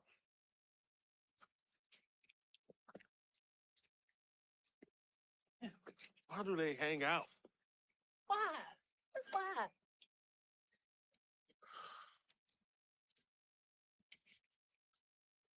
Oh, we need to go. Come on, man. I don't know why y'all tripping on that draft so much. Who you think we picking, YG? Man, F them picks. I ain't gonna tell you young street punks again, stay off my grass. YG, The fuck? chill. Why you always hating? He in my driveway.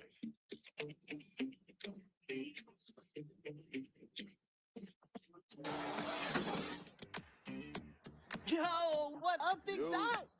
You think they're going to draft enough Big Boy to help y'all in them shits? Man, playing with these picks like playing my emotions.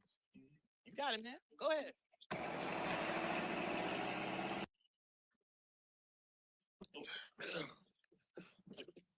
Man, this Thursday's gonna make our whole season. And you know this, man?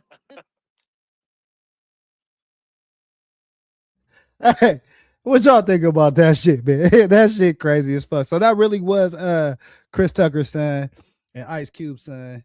They be doing a bunch of stuff together, man. I thought that was pretty funny, man. I hope they actually do try to remake that movie though. That shit actually might be all right. You know what I'm saying? Just to see their kids, you know what I mean, doing some type of work like that. I think that'll be pretty cool, man. What else did I want to look at, man? Is there anything else I wanted to look at on this? Nah, man. Let's just get to it, man. I think we about to get to it, man. Hit that like button, man. Subscribe to the channel. I feel like we covered a lot tonight, man. So yeah, we finna get to it, man. I wanna take a look at this story real quick because it came across my timeline, man, and I thought it was pretty interesting. Where the fuck is it? Oh, okay, here we go. So Fredo bangs homeboy, a rapper that he was close to, ends up getting unalived today. Or not today, I'm sorry. This happened maybe a couple of days ago. But I wanted to check in with this story, man, and find out what's going on in Baton Rouge.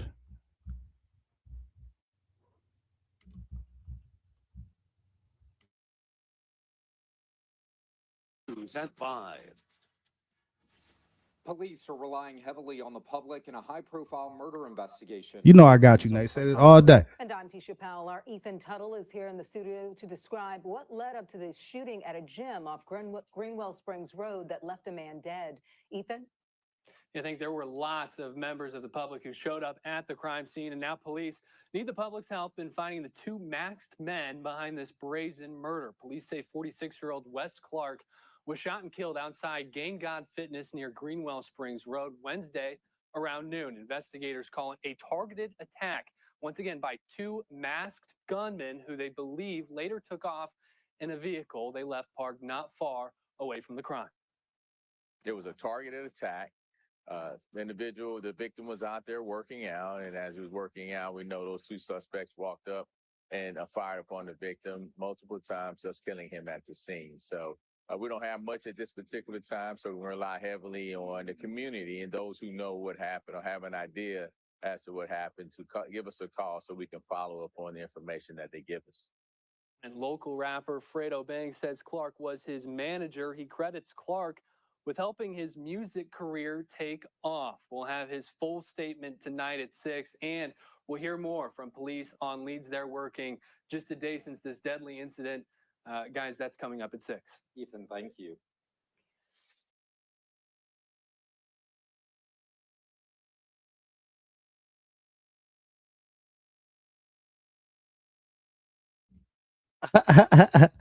Hey, listen.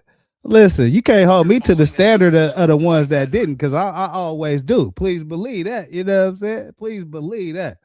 Rapper CLEEZY5, whose real name is Wes Clark, is dead after a shooting this afternoon in Baton Rouge. Sources close to the WBRZ investigative unit say Clark was shot outside of a gym along Woodcrest Drive. News Joe Collins has reaction tonight from neighbors. Yes. Okay, so this is Fredo Banks, homie, man. He ended up getting killed in Baton Rouge outside of a gym.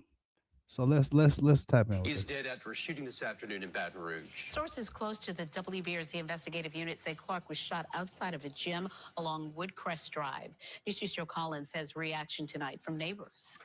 Yeah, Sylvia, Michael, the shooting came as a shock to many residents who tell me that is usually a quiet area.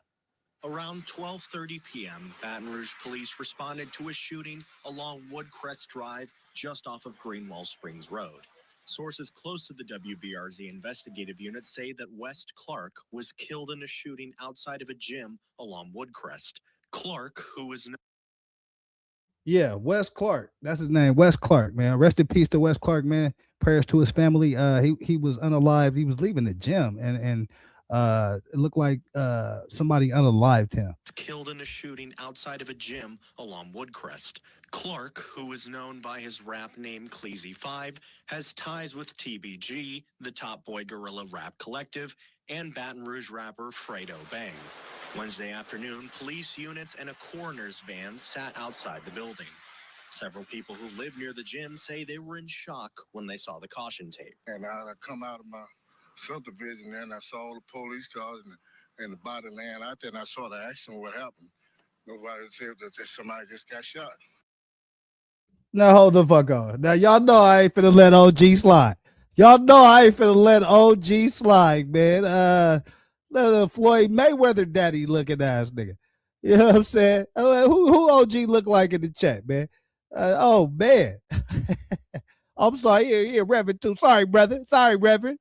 But yeah, you look like Floyd Mayweather daddy. I'm gonna keep it perfectly motherfucking out. Roger, Reverend Roger Mayweather in this motherfucker. And the body laying out there, and I saw the action, what happened. Nobody said that somebody just got shot. One woman who lives right by the gym says she heard what sounded like 5 gunshots. Many residents told me they were at work when it happened, but heard about it from the news or relatives who saw the news. It's pretty much a quiet area, and you don't hear about what's going on. The kids are always playing around here. It seems pretty safe. But unfortunately, things like that happen, in all communities. It just so happened to be our unlucky day. I don't think it reflects negatively on this community at all. So far, no arrests have been reported and no additional information has been released about Clark's death. Yeah. So it looks like they're still looking for the individuals that ended up taking Clark's life. It was another video I wanted to look at on this. Where is that video at? Hit that like button, man. Subscribe to the channel. This the remix with Cali Dre. Appreciate y'all for tapping in with your boy, man. Where is that video? I gotta get a little bit more organized on this shit. Keep it real. I'm high though. Yeah, I got an excuse. What's your motherfuckers' excuse? Shit. You know what I'm saying?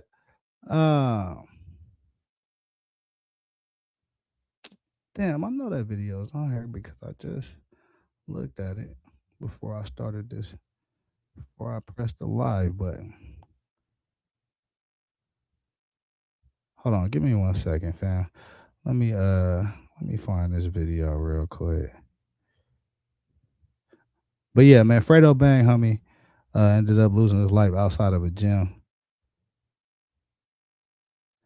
And oh, here it go. Here, let's check this video out right here.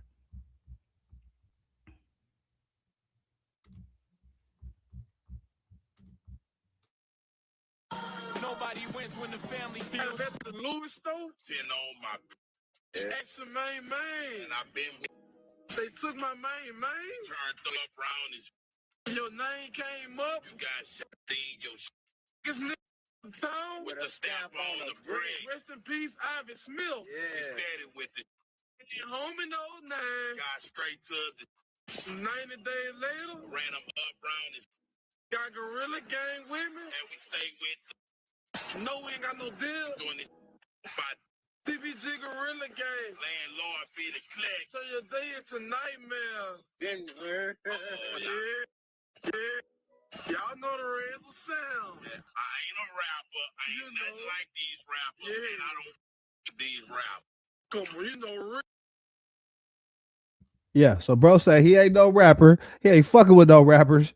You know what I'm saying? He with the trappers. You know what I'm talking about? He ain't with the rappers. He with the motherfucking trappers, man. Get the likes up, man. Real trapper, real street. You know. Believe that. Yeah. Catch us in trap. Nigga, reality showing the way.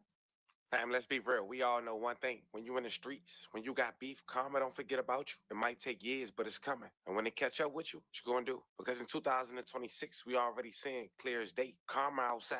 But what happened when it's so real that you can't even go to the gym? When it don't matter if you're trying to change your life, they still coming for you. And that's exactly what happened here. Less than 24 hours ago, a CEO known in the streets of Baton Rouge was gunned down leaving the gym. A man who built the label, helped create opportunity, even from behind bars. He was even connected to one of the biggest artists in the world, an NBA YoungBoy, which we'll later talk about. Only for everything.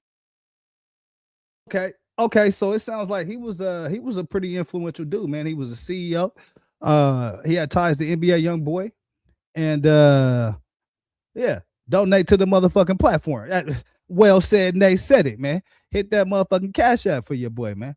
But yeah, we talking about the former CEO to Target, a Baton Rouge label owner, gunned down after years at war.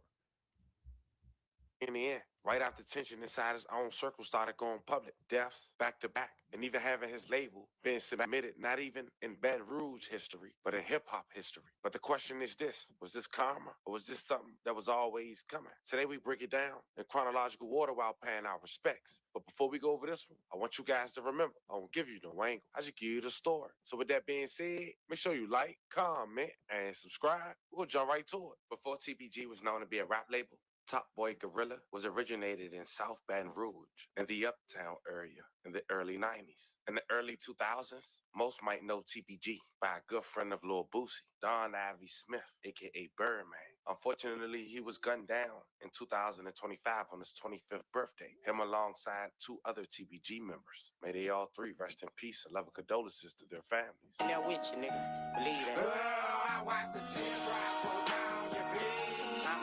But by the mid-2010s, about a decade after Lil Ivy was gunned down, a TBG member would take their name that started in the neighborhood and try to make it a record label. Starting off, this label would even have the very early stages of NBA Youngboy, who's in some people's eyes the biggest artist in the world today. But that connection alone would lead to one of the most deadliest hip-hop wars in the 21st century. Eventually, Shout out to Nate Said It for that cash app, man. Shout out to Nate Said It for that cash app. So yeah, man, as y'all can see, CEO, man, he was really out there, you know, really connected to the streets. Really had a business sense about him, you know what I'm saying? Had some real connections out there, Baton Rouge, Louisiana, man.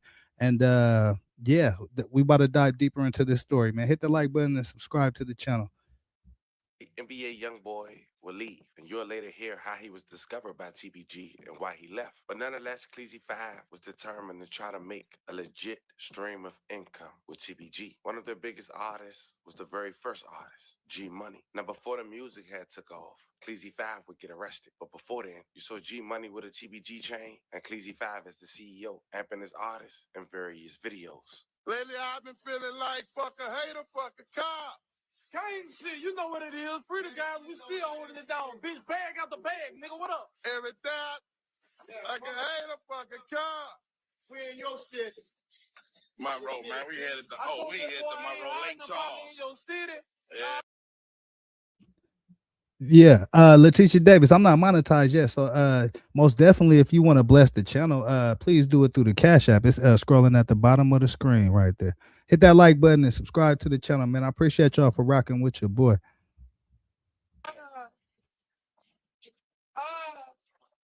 But unfortunately, for C5, he would have to be arrested before things started to take off for TBG. A confidential informant led to his arrest for being a felon in possession of a firearm. It alleged that an agent was contacted by a lieutenant named Eric Jones of East Baton Rouge Sheriff's Office, who indicated that a confidential informant was willing to purchase 6 grams of heroin from the defendant, aka C5.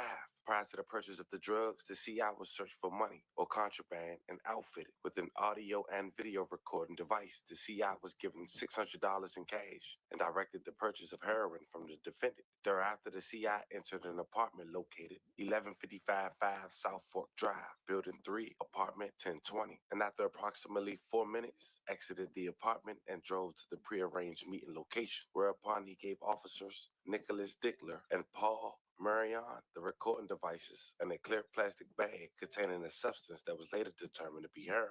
The CI was under surveillance for the entirety of the operation. Other than 4 minutes, he was inside the apartment. The CI was showing a photo of the defendant, recognized the defendant, and told investigators that the defendant was the one who sold him the heroin. Now, we'll later get back to his release and what he had to say since being released. But in the main between time, that same year, G Money and NBA Youngboy would have a falling out, allegedly over NBA Youngboy's sister. Now, G Money would later release a diss track, but shortly after, September 10th, 2017, 4K Trey Ben 10 older brother would be arrested for killing G Money while he was leaving outside of a studio. He was shot in the back of the head. May he rest in peace and love and condolences to his family. Say, Leon, you know you ain't living like that, man. You get a deal and you done turn to a killer. When you start doing all that, man, you know you ain't cut like that, man. You know TBG been your muscle, boy. And the same nigga you talking about usually don't live in jail, wherever they at, man. That's the same nigga ran you out of Nouveau in the city, man. Yeah, you remember Will? Yeah, Will's out there. Yeah, you remember you ran out that store, man. You know what's down with us, man. You hear me? Real shit. And I'm living out shit, you hear me? Everything you got with a deal, I got this shit without a deal, man. You hear me? You know, 30 plus on my neck with no deal, nigga. Yeah, for real. Driving in $100,000 coupes and shit, man. Yeah, with no deal, boy. You better stop playing and stay in your place, son. Bitch ass nigga. And when you throw a shot at me on that shit, man, don't be on there talking all this slick shit. Yeah, in the bank, man, on the way home, bitch. You know what's down. Yeah, in Queen. You know what's down. Yeah. Yeah, in that city you had just came to, and you came to Monroe and nigga tried to snatch your chain, I had just left that bitch, man. Nigga ain't play with me out there. Yeah. Feel you. Switched up, I can't feel you. You a bitch, I know the real you. You should. Yeah, hold on. I can't play that music here. Let me bring it back real quick. You a bitch, I know the real you. You should run a... Looking into a deadly shooting that claimed the life of a local rapper. Police say someone shot and killed 22-year-old Garrett Burton on Dallas Street around 1:20 last night. Burton performed under the name G Money. Right now, police have not named any suspects or motive. If you can help police or have any tips, you can report them anonymously to Crime Stoppers. That number 344-STOP. And remember, your tip could lead to a cash reward. And to also take a loss of their own shortly after. In 2018, some would say a male role model in NBA YoungBoy life will lose his life outside of his aunt's house. His name is Desmond Hartnett, aka Big Dump, or A1 Big Dump. He was shot and killed in May of 2018, just before 6 p.m. on a Friday evening near Narren Drive in Baton Rouge. He was speaking with friends and family outside a home when a car pulled up and opened fire. A woman was also shot, but she survived with non-life-threatening injuries. NBA YoungBoy later paid a tribute to him in a song, Letter to Dump, which was released in December 2022. Oh, Desmond. Hold on, hold on. Now, in the same year, Big Dump would lose his life in 2018. Another TBG member would come home, and some say best friends with G Money, Fredo Bang. Instantly, he came home and made a hit dedicating the track to his brother called Father. After doing 2 years in jail for an attempt murder, all while the CEO is still incarcerated due to a confidential informant. My dog gone, now I'm living for his daughters. I know you would be right here if I wouldn't have caught them charges. TBG would take another blow. Boulevard Quick, a young man who went to social media to disrespect NBA YoungBoy's mother. Yeah, man, fuck young boy, mom. Tell me shit about that bitch. That bitch can eat a big long. I'm talking about so long that bitch go through her and any daughter she ever had. And any daughter she dream about making. Fuck that hoe. Yeah, man. That bitch can get out my say what she won't say about me. She hollering, fuck me, bitch. You look like a man, though. You look like a punk. Talking about, I ain't first. I speaks on everything. Boy, if that nigga mama just play with me first. Fuck that hoe. Shortly after that live, Boulevard Quick, born Ashton Wells, was shot and killed on November 26, 2018. He was found near building number 2 of the Lakeside Villa Apartments on the 2400 block of Weldwood Drive in Baton Rouge. Police responded to reports of gunfire around 12:30 and found Wells with multiple gunshot wounds. Witnesses reported hearing 5 to 6 shots and seeing the suspect flee in the nearby woods. May he rest in peace. Love and condolences to his family. One person was killed. I'm going to take a look at the map to show you where this happened. Lakeside Villas Apartments right there. That's right near Weldwood Drive, next to I-12 there in Millerville Road in that region right there. Let's go ahead and take a look at some of the video of the scene. We don't know a lot about the shooting right now, but we did see officers and a coroner van on the scene here. We do know one person is dead. That victim's name has not been released. I don't have any other details on a suspect or a motive at this point. So that's pretty much all the information we have. Now, it was allegedly more murders after that, but the ones that's public that people know about, fast forward to 2022, TBG would take another loss. After Seven Hardaway, real name Stanley Wright, 33 years old, local based rapper in Baton Rouge, connected to TBG, was shot and killed on the night of September 20 of 2022 in what police described as a targeted gang-related attack. The shooting happened at around 8 p.m. at Sherwood Place Apartments, just off Kersey Boulevard. The East Baton Rouge Sheriff's Office said Seven Hardaway was 33 years old. The department said Wednesday the deputies suspected he was specifically targeted in the shooting. They also noted that, according to social media, he went by the name Seven Hardaway and was an associate to Top Boy Gorilla Group. And that was important because then authorities assumed that this had something to do with the ongoing beef between TBG and 4K Trey. They noticed several photos showed Wright alongside well-known rapper Lit Yoshi and Fredo Bang, who also have ties to the group and have been linked to violent ongoing feuds that resulted in multiple shootings. Lit Yoshi, real name Mayoshi Edwards, pled guilty in 2022 for 2 separate gang-related shootings that happened in 2019 and 2020. Edwards was sentenced to 15 years in prison as part of a plea deal. Breaking tonight, one person dead after a shooting on Sherwood Common Boulevard in Baton Rouge. Emergency officials tell us they found the body when they arrived at the scene.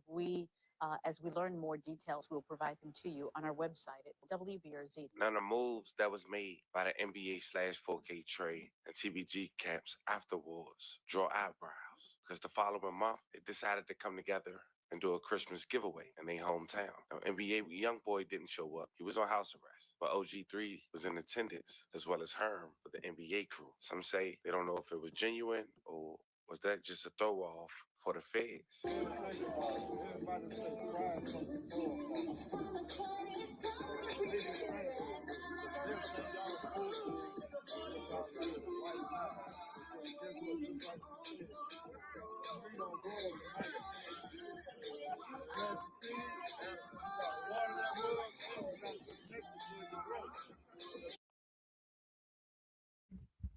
Yeah, so as y'all can see, man, this is a crazy story, man. They got a lot of roots out in Baton Rouge, man. A lot of people involved, a lot of big names that you done heard of. So yeah, I thought this was important to cover, man. Hit that like button, subscribe to the channel. Letitia Davis, I'm working on this chime right now. That's what I've been doing. That's why I ain't been saying shit. Hit that like button, subscribe to the channel, man. By the NBA/4K trade and TBG camps afterwards draw eyebrows because the following month they decided to come together and do a Christmas giveaway in their hometown. Now, NBA YoungBoy didn't show up. He was on house arrest. But OG3 was in attendance, as well as Herm with the NBA crew. Some say they don't know if it was genuine or was that just a throw off for the feds. I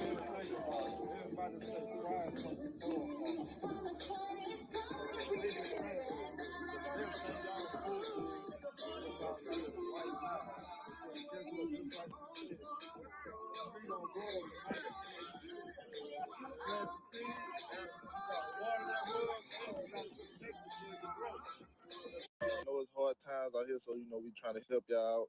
Make sure y'all kids have something for Christmas. We also missing a lot of rappers in the city and rap labels. Trillion T, Mouse on the Track, Webby, Boosie, Level. We need all y'all rappers pull up and pass one toy out. You heard me? Don't be too gangster for the kids. You feel me? Pull up, pass a toy, give a smile, go about your day. I just felt like I should say this one more time. Now at this point, NBA YoungBoy is one of the biggest artists in the world, but Fredo Bang wasn't doing too bad for himself as well. TBG had a gold record under their label, with Fredo Bang featuring Lil Durk top with over 92 million views on YouTube alone. Mama was 7. I can't walk by faith. Every day I wake up to some brand new hate. Now at this point, C5, CLEEZY5 that is, seeing all these murders, back-to-back losses for TBG, but now gaining success as a household name. In 2024, he gets released, and in his first interview, of course, he was asked about NBA YoungBoy, and that's what he had to say. Like another thing, I seen the picture. It was all y'all together, and YoungBoy was in the picture. Was he ever with TBG? Like, break that down. I mean, it's a few pictures.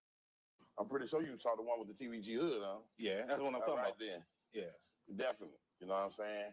YoungBoy definitely was TBG, you heard me? My partner Yates, you heard me? Shout out my childhood friend, you heard me? First Lady Mimi, what up? What up? Yeah, I appreciate you for tapping in with your boy. You know what I'm saying? Letitia Davis most definitely did get that chime activated. You know what I'm saying? It's $ Cali Dre. If you want to bless the channel in any kind of way, you know what I'm saying? I appreciate y'all for rocking with your boy. We covering this story about Fredo Bang's partner that got killed. Was a CEO out in Baton Rouge, man. A lot of connections out there. And we just going through his story right now, man. Hit that like button and subscribe to the channel. TBG had a gold record under their label, with Fredo Bang featuring Lil Durk top with over 92 million views on YouTube alone. Mama was 7. I can't walk by faith. Every day I wake up. Now at this point, C5, CLEEZY5 that is, seeing all these murders, back-to-back losses for TBG, but now gaining success as a household name. In 2024, he gets released, and in his first interview, of course, he was asked about NBA YoungBoy. That's what he had to say. Like another thing, I seen the picture. It was all y'all together, and YoungBoy was in the picture. Was he ever with TBG? Like, break that down. I mean, it's a few pictures. I'm pretty sure you saw the one with the TVG hood on. Yeah, that's what I'm talking about. Then. Yeah. Definitely. You know what I'm saying? YoungBoy definitely was TBG, you heard me? You know what's funny, First Lady Mimi? I think Letitia Davis was saying she wasn't getting my notifications either, man. YouTube don't want me to get to the top where the air is rare. You know what I'm saying? They don't want me to reach the promised land in this motherfucker. But I appreciate y'all because y'all fucking with your boy, man. You know what I'm saying? Yeah. This man, come on, man. They don't want to see a young brother succeed out here. You know what I mean? They making it hard on a motherfucker, man. My partner Yates, you heard me? Shout out my childhood friend, you heard me? Yeah. Derek. You know what I'm saying? Yates discovered him. You know what I'm saying? Okay. So Yates had the dude, the kid since he was like 11 or 12, you know? You know what I'm saying? Yates, all us TBG. You know what I'm saying? But, you know, you might go get an artist and have him, you know what I'm saying? But everything's still TBG, you know? Yeah. But Yates had him, you know what I'm saying? For like 2 years before I even met him, you know? Yates was telling me about him, you know? But I just ain't never get to, you know what I'm saying, bump it. Hey, listen, First Lady Mimi, we might have a motherfucking class action lawsuit. Where the fuck is Ben Crump at? We might need Ben Crump in this motherfucker, man. Oh, no, but hey, listen, I'm the wrong motherfucker to tell this shit to. I have a bunch of motherfuckers out there with picket signs, babies crying, and all kind of shit, man. You know what I'm saying? Hey, man, come on, man. Okay. So once we bump, you heard me? Shit, once we bump, you know, kid fell in love. I want 100 million. I just want to throw that out there, just in case. I need 100 million. YouTube, y'all got me fucked up out here. Let's look at what First Lady Mimi said. All my colorful creators have been having algorithm issues. Yeah, that smells like a lawsuit. That smells like Ben Crump territory to me, bruh. You goddamn right. I'm sure we can get Sko in this shit. Sko always talk about they playing with his numbers. Man, look, man, we have to look into this shit, bro. We're gonna have to look at First Lady Mimi. You might have started some shit. You know what I'm saying? Hey, yeah, man. You might have started some shit. Cause I listen, don't tell me nothing like that. I'm the wrong black brother to tell some shit like that too. Please believe. You know what I'm saying? I get it. Just shit, man. Get Don Lemon out there. You know what I'm saying? Get Don Lemon ass out there. Man, come on, man. Y'all got me fucked up around here, man.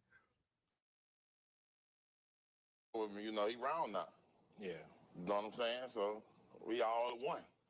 We was one before he bumped if Yates had him, but I'm just saying. Once he come around me, you know what I'm saying? That's what it was, you know? Fast forward to 2026, things will start to look up for CLEEZY. C5 will lose weight, start going to the gym daily. And 3 days ago, he posted a picture of Lit Yoshi and wrote, "We stand tall through it all. Free Lit Yoshi, TBG for life." But just 3 days later, April 29, 2026, Baton Rouge, Louisiana, police would say an investigation is underway after a shooting at a gym. Hey, shout out to Letitia Davis for my first chime, man. I just set this shit up right now, man. I appreciate you for putting me on to this chime, Letitia Davis. You know what I'm saying? Hey, listen, I learned shit from y'all, man. Shit, y'all think y'all learning from me? I'm learning from y'all. You feel me? Now, let's get it. Body was found at around 12:15 p.m. broad daylight. Social media later confirmed the victim was C5. May he rest in peace and level condolences to his family. Makes you wonder, is this the ongoing beef or just random karma? The EBR coroner is working to learn more after a shooting at a fitness center. The EBR coroner is on the scene of a shooting at a fitness center. BRPD say that the body was found in the parking lot of Gain God Fitness on the corner of Woodcrest Drive and Greenwell Springs Road. The name of the victim has not been released. No word on I any definitely possible suspects appreciate in it. this investigation. You can keep up as we learn more on the 9 News app. When you really sit back and look at it, with the last known co-founder of TBG now gone, and so many others tied to that movement either losing their lives to gun violence or sitting behind bars during real time, it makes you wonder, are we witnessing the end of an era? Because at one point, that name carried weight in the streets and in music. Now fast forward to today, and it's a completely different picture. With Fredo Bang being one of the last faces still carrying that name, still holding it down on the music side, the question becomes, is this the final chapter? Or is this just another transition in a story that's already taken so much? Because if this story showed us anything, it's that the streets don't come with a retirement plan. No clean exit, no matter how much money you make, no matter how big the platform get. What comes with it don't always leave with you. And that's really the reality behind all this. But I'm gonna let y'all be the judge. Is this the end of TBG as we know? Or does his name still live on? This was the story of a street hustler turned CEO, build a brand while incarcerated, being gunned down, leaving the gym less than 2 years from being released from prison. Let me know how you guys feel about this one in the comments. Don't forget to like and subscribe. And to that, Yeah, man. Yeah, that's a wild story, man. I appreciate all y'all support, man. You know what I'm saying? Yeah, listen. Uh Dre, I gotta get a prepaid card. I got you. Hey, I appreciate y'all, man. Y'all don't know, man. Y'all motivate me to do this shit, bro. You know what I mean? When I first started coming on these platforms, man, I just came on to really try to give motherfuckers good information. You feel me? But then as y'all started rocking with me, I was like, you know what, man? Well, shit. If people want more information, I can give you good information. You know what I'm saying? So I definitely appreciate y'all support, rocking with the channel. You know what I'm saying? The comments, the views, all that, man. They mean a lot to your boy, man. You know what I'm saying? Real shit. You looking at a motherfucker who didn't know if he was gonna get 10 subscribers on this motherfucker. I just hit 150. You know what I'm saying? So yeah, man. I'm and it's going up, man. People is a lot of positive feedback about the channel, man. So hey, thank you to y'all. You know what I'm saying? Real shit. Real shit. Um, but yeah, man. Yeah, I appreciate the hell out of y'all too.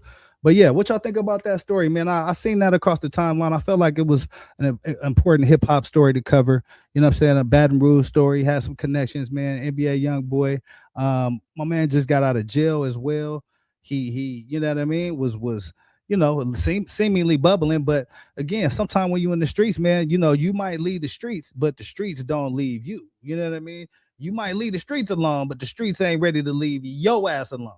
And so, I think that could have been what this was at a certain point, and it remains to be seen. But yeah, slowly but surely, man. That's how I like to do it, man. That's kind of what I'm anticipated that I would do with this channel. And that's what I try to do, right? Like, I'm gonna tell y'all some real shit. I got 15 subscribers in like 3 days this week, just doing some of these stories, and just, you know what I mean. And so again, I'm still learning on this shit, but the way I'm doing it, if y'all notice, if y'all follow the platform, I'll do one of these videos, and then I'll usually break a lot of the shorts down. And those short videos, they go crazy. You know what I mean? They do some good numbers. I get good comments, and that's just a good way for me to keep expanding the channel.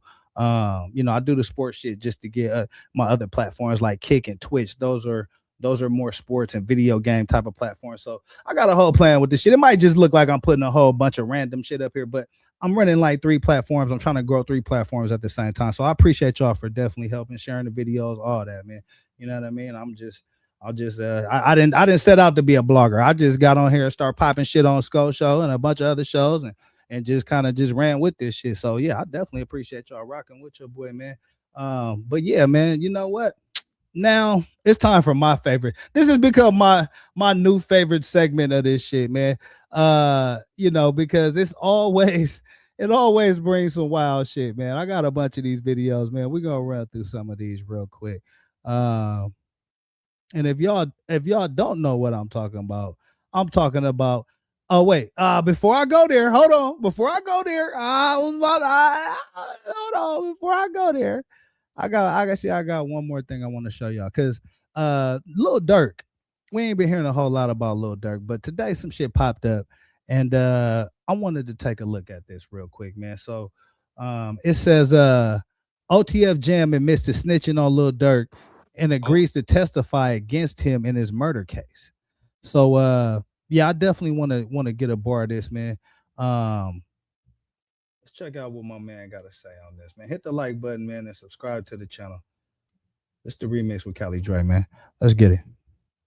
TF Jam then finally admitted he snitched on Lil Durk in this murder case against Lil Paul, and he gonna testify against Lil Durk and get him life in prison. At least that's what it seemed like he said. Jam home now. He not locked up no more. I guess he done came home and he let everybody know he home. Hit the like button. Goal on this video, 1,000 likes. It looked like Jam done admitted he snitched. And he don't care who know about it. Ain't nobody gonna do nothing about it. Seem like that's what he's saying. He let everybody know that he recently been released from prison. He home on house arrest. And he did something that's wild as hell. He dropped his location. He posted his location, posted his address, the apartment, exactly where he live at, and he let anybody know, whoever want any smoke with him, come to that address. He there.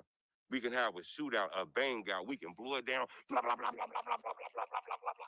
Whatever anybody want to do. I thought them was some strong words, especially to drop your location. Yeah. So it looked like OTF Jam. So OTF Jam is one of Dirk Potter's man. You know what I'm saying? One of the many Chirac street legends out there. You know what I mean?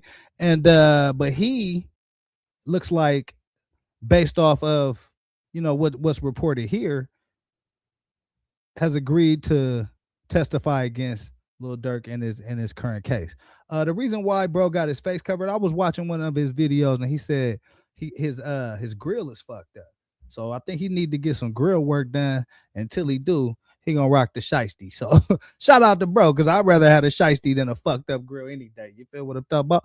But yeah. So let's check in with this man and see if we could get a little bit more information on what's going on with the Durk case, man. Ain't that dangerous? And he worried about somebody coming to him. He on house arrest, probably was locked up for some gun cases, so he can't have weapons. But he letting people know, come to this crib if you want to, and you're gonna find out. I thought that was strong. He said he was locked up. It was a lot of whooping. Now people got to show and prove. You got to prove all that stuff you was running through your lip, all that stuff. Your lips was loose. Y'all was saying a lot of stuff. Man, we gonna get him. He a rat. He this. He that. When Jim say he home, whoever had something to say, come to that location. If you got a problem with Jim, do this. I think that's the crib right there. Yeah. Okay. Come on, bring your ass outside. If you got a problem with him, do that. Now, if you ain't finna do that, then stop woofing on that internet. I thought that was strong. Then he said, I'm doing something even Sammy the Bull didn't do. About giving out his location. Sammy the Bull was like a gangster, a killer, and he snitched on everybody and got everybody locked up, and then he came home. So to compare yourself to Sammy the Bull, I was like, oh, hold up, what the hell? Sammy the Bull had a lot of bodies. He killed a lot of people. He eventually got caught, arrested, and he cooperated. And it's crazy that he kind of linked himself to that. That kind of feel like that's the official saying, look, yeah, I'm telling on Dirk. I thought that was real strong to say that. He compared himself to Sammy the Bull. He said, look, I'm doing something even Sammy didn't do. Sammy ain't come home dropping his location. I'm dropping my location. Yeah. So OTF Jam looked like he fully committed. If what my man is saying is true, this is all alleged at this point. But OTF Jam, there was some rumors back in about a year ago about OTF Jam and his position that he was gonna take when Lil Durk, I believe, first got arrested. Or maybe it might have been even prior to that, but maybe it was around the time when he first got arrested. OTF Jam name was coming up as one of the people that possibly was working with them federales. And so yeah, it's interesting that this reporting is resurfacing, and it looks like OTF Jam is basically dropping a location. I think this is the message right here. It says 726 East Place, 164 PH Place, South Holland, 30. This for anybody else that feel like, and I'm trying to read this YN shit, so excuse me, but this for anybody that feel like I'm doing something Sammy the Bull didn't do. I'm dropping my own location, fresh out on house arrest, and I'm trying to see who trying to get it in blood. Okay, well, it was a whole lot of people woofing when I was in jail. Now it's time for you to show.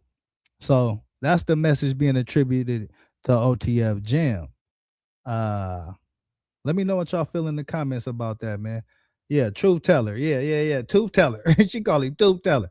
Yeah, he gives some good content, man. He out there, you know what I mean? And actually I've heard this before. So that's kind of why, he's given a little bit more detail than the first time around. OTF Jam name was just being rumored.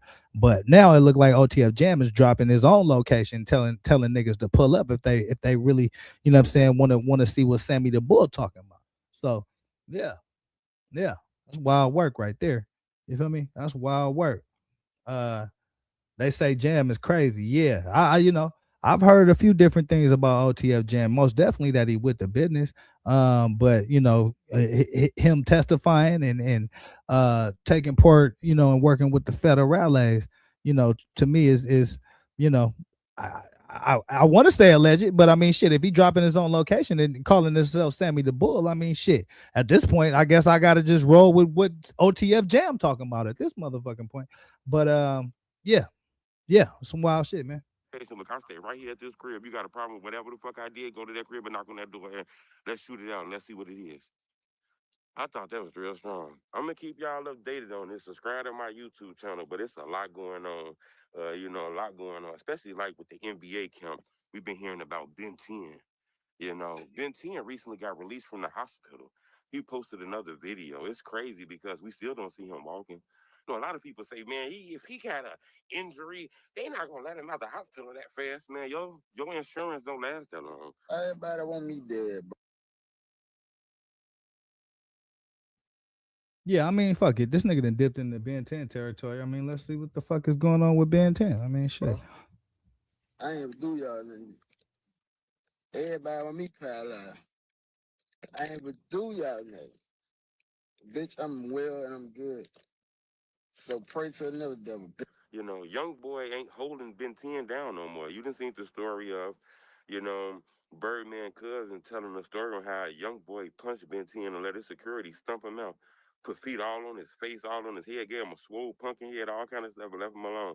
That explains why Ben 10 is in his hospital paralyzed and posting scam stuff, posting telegrams, and shit like that, and trying to make money and shit when it's only up 75 M's. I don't think young boy even care about dude being shot. As crazy as that sounds. You know what's interesting about that is I mean, if you really break that situation down, right? If you really break that whole young boy and Ben 10 situation down, why would young boy care? I mean, it seemed like Ben 10 was on a mission for, some people that young boy, I ain't gonna say it is ops or he got problems with, but most definitely after that Jay Prince got his keys situation, I mean, that would leave a bad taste in any real nigga mouth, man, to be honest with you, man.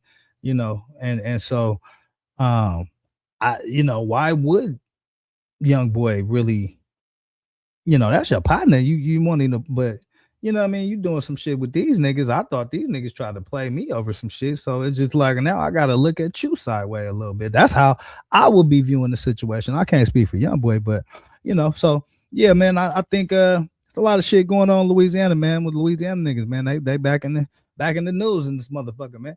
And so yeah, shit, wow, man. Shit, wow. And an umbrella. You feel me? Yeah, you feel me? So I don't know, man. It's a whole lot of shit, man. We got to stay tapped in with, but that's why your boy showed up. You know what I'm saying? That's why I'm putting in the motherfucking work, trying to be the best blogger I can be around this motherfucker. You know what I'm saying? So hit that like button, share the video, subscribe to the channels, man. We gonna jump though, because I want to go to my favorite subjects now. You know what I'm saying? Juster, what up with you, fam? YB was at the hospital. Yeah. I'm sure. I mean, like I said, that's his partner. You know what I mean? But like I said, if you my partner, right, and somebody, my house get broken into, and one of the other motherfuckers from another state get online talking about, yeah, he got the keys and we can, you know what I'm saying, trying to hold it over my head. We can go get it and like he doing a player move, like he doing me a motherfucking favor.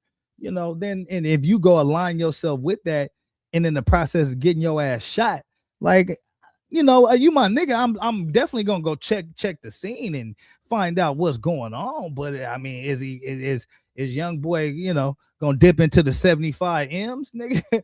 And for Ben 10, I don't know, remains to be seen. But it just that's just a goofy ass story. It's you know what I mean? And maybe that's how y'all doing it in the South, man. You know what I'm saying? Out here in California, it's a lot more politics, right? It's colors, it's a lot of different things where people don't mix. And unlike a lot of different places in California, those colors mean something, man. If you on that one color side, that's the side you fuck with.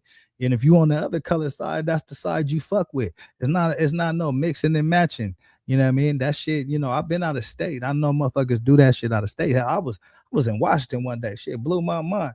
I seen a motherfucker. I'm at the gas station at a Quickie Mart or some shit, trying to get me a Slurpee and some nachos and some of them goddamn chicken fingers. Yeah, you know what I'm saying? And I walk out that motherfucker. I see a motherfucker hop out the back of it had what that motherfucker had to been like an old ass Skylark, like a Buick Skylark, nigga. One nigga with a long ass red flag, you know what I'm saying? Hop out the passenger side out the driver's side, a nigga with a long ass blue flag. So I don't know. Till this day, that shit still fucks with me. Like, I don't know what was them niggas trying to set me up. Like, I don't know what the fuck was going on. But at the end of the day, you know, everybody politics is different. So, you know, young boy might not have a problem with it. But I know out here in Cali, man, you know what I'm saying? When you start, you know, going around and fucking with niggas that I think is questionable, that shit can get you know, you come up short like that real quick out here, man. But yeah, let's continue with the show, man. Cause we gotta get to my favorite segment. This become my favorite segment in this shit, man. And you know what I'm saying? Cause it's always some wild ass shit, man. I got like a million of these videos, man. I just randomly just going through these motherfuckers, but we're gonna hit a couple of them right now, man. And that name of that episode is called The Dirty Dining. You know what I'm saying? We finna get into some of this dirty dining because I'm trying to tell y'all, bruh. Some of your favorite restaurants is out here living foul. You motherfuckers is living foul. It is what it is, man. So we're gonna look at some of these stories, man. What is this? Here, let's check it. Let's take a look at this right here, man. Hit that like button, man. Subscribe to this motherfucking channel, man. You know what I'm saying? Let's look at this one. Fuck it.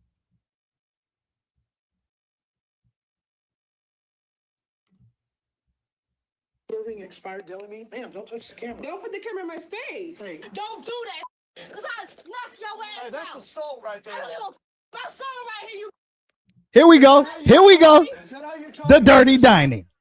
Let's get it. These images. Hey, they not fucking around. We're going to start this shit off with a bang.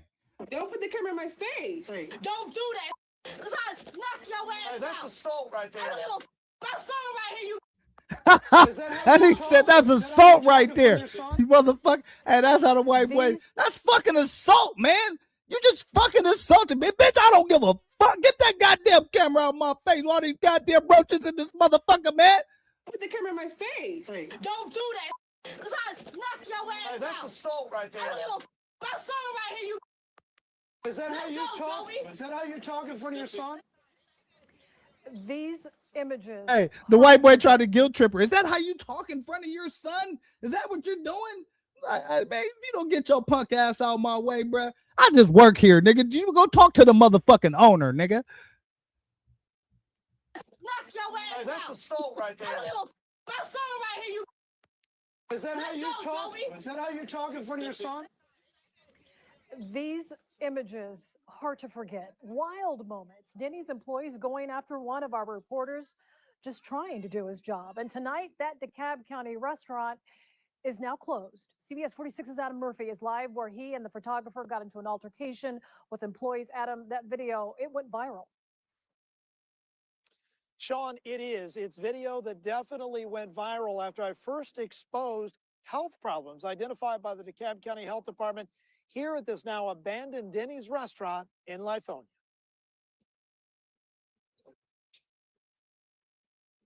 Just off Panola Road at Snapfinger Woods Drive.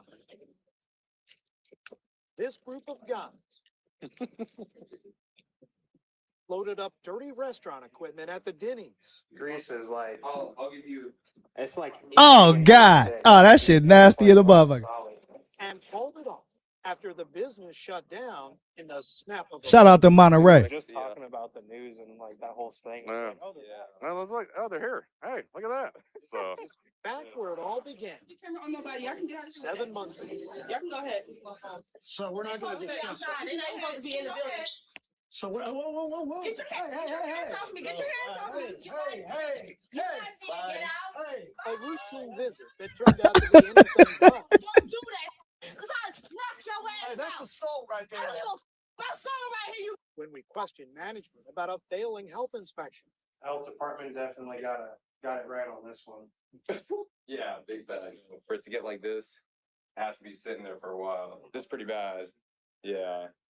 Shouldn't be allowed to eat here. It's no longer a health hazard for those dining in DeKalb, since this issue is now gone. So we picked up equipment from them like a month ago, and we had other things, and they were pretty bad too. But this is just a little bit of what we Okay, listen, I'm happy. I'm actually happy about this story because a lot of these stories, these motherfuckers, they get to reopen 6, 7, 8, 9 goddamn times. So this one, they actually shut this motherfucker down, man. This is a success story, man.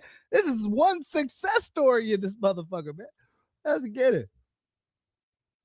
from them.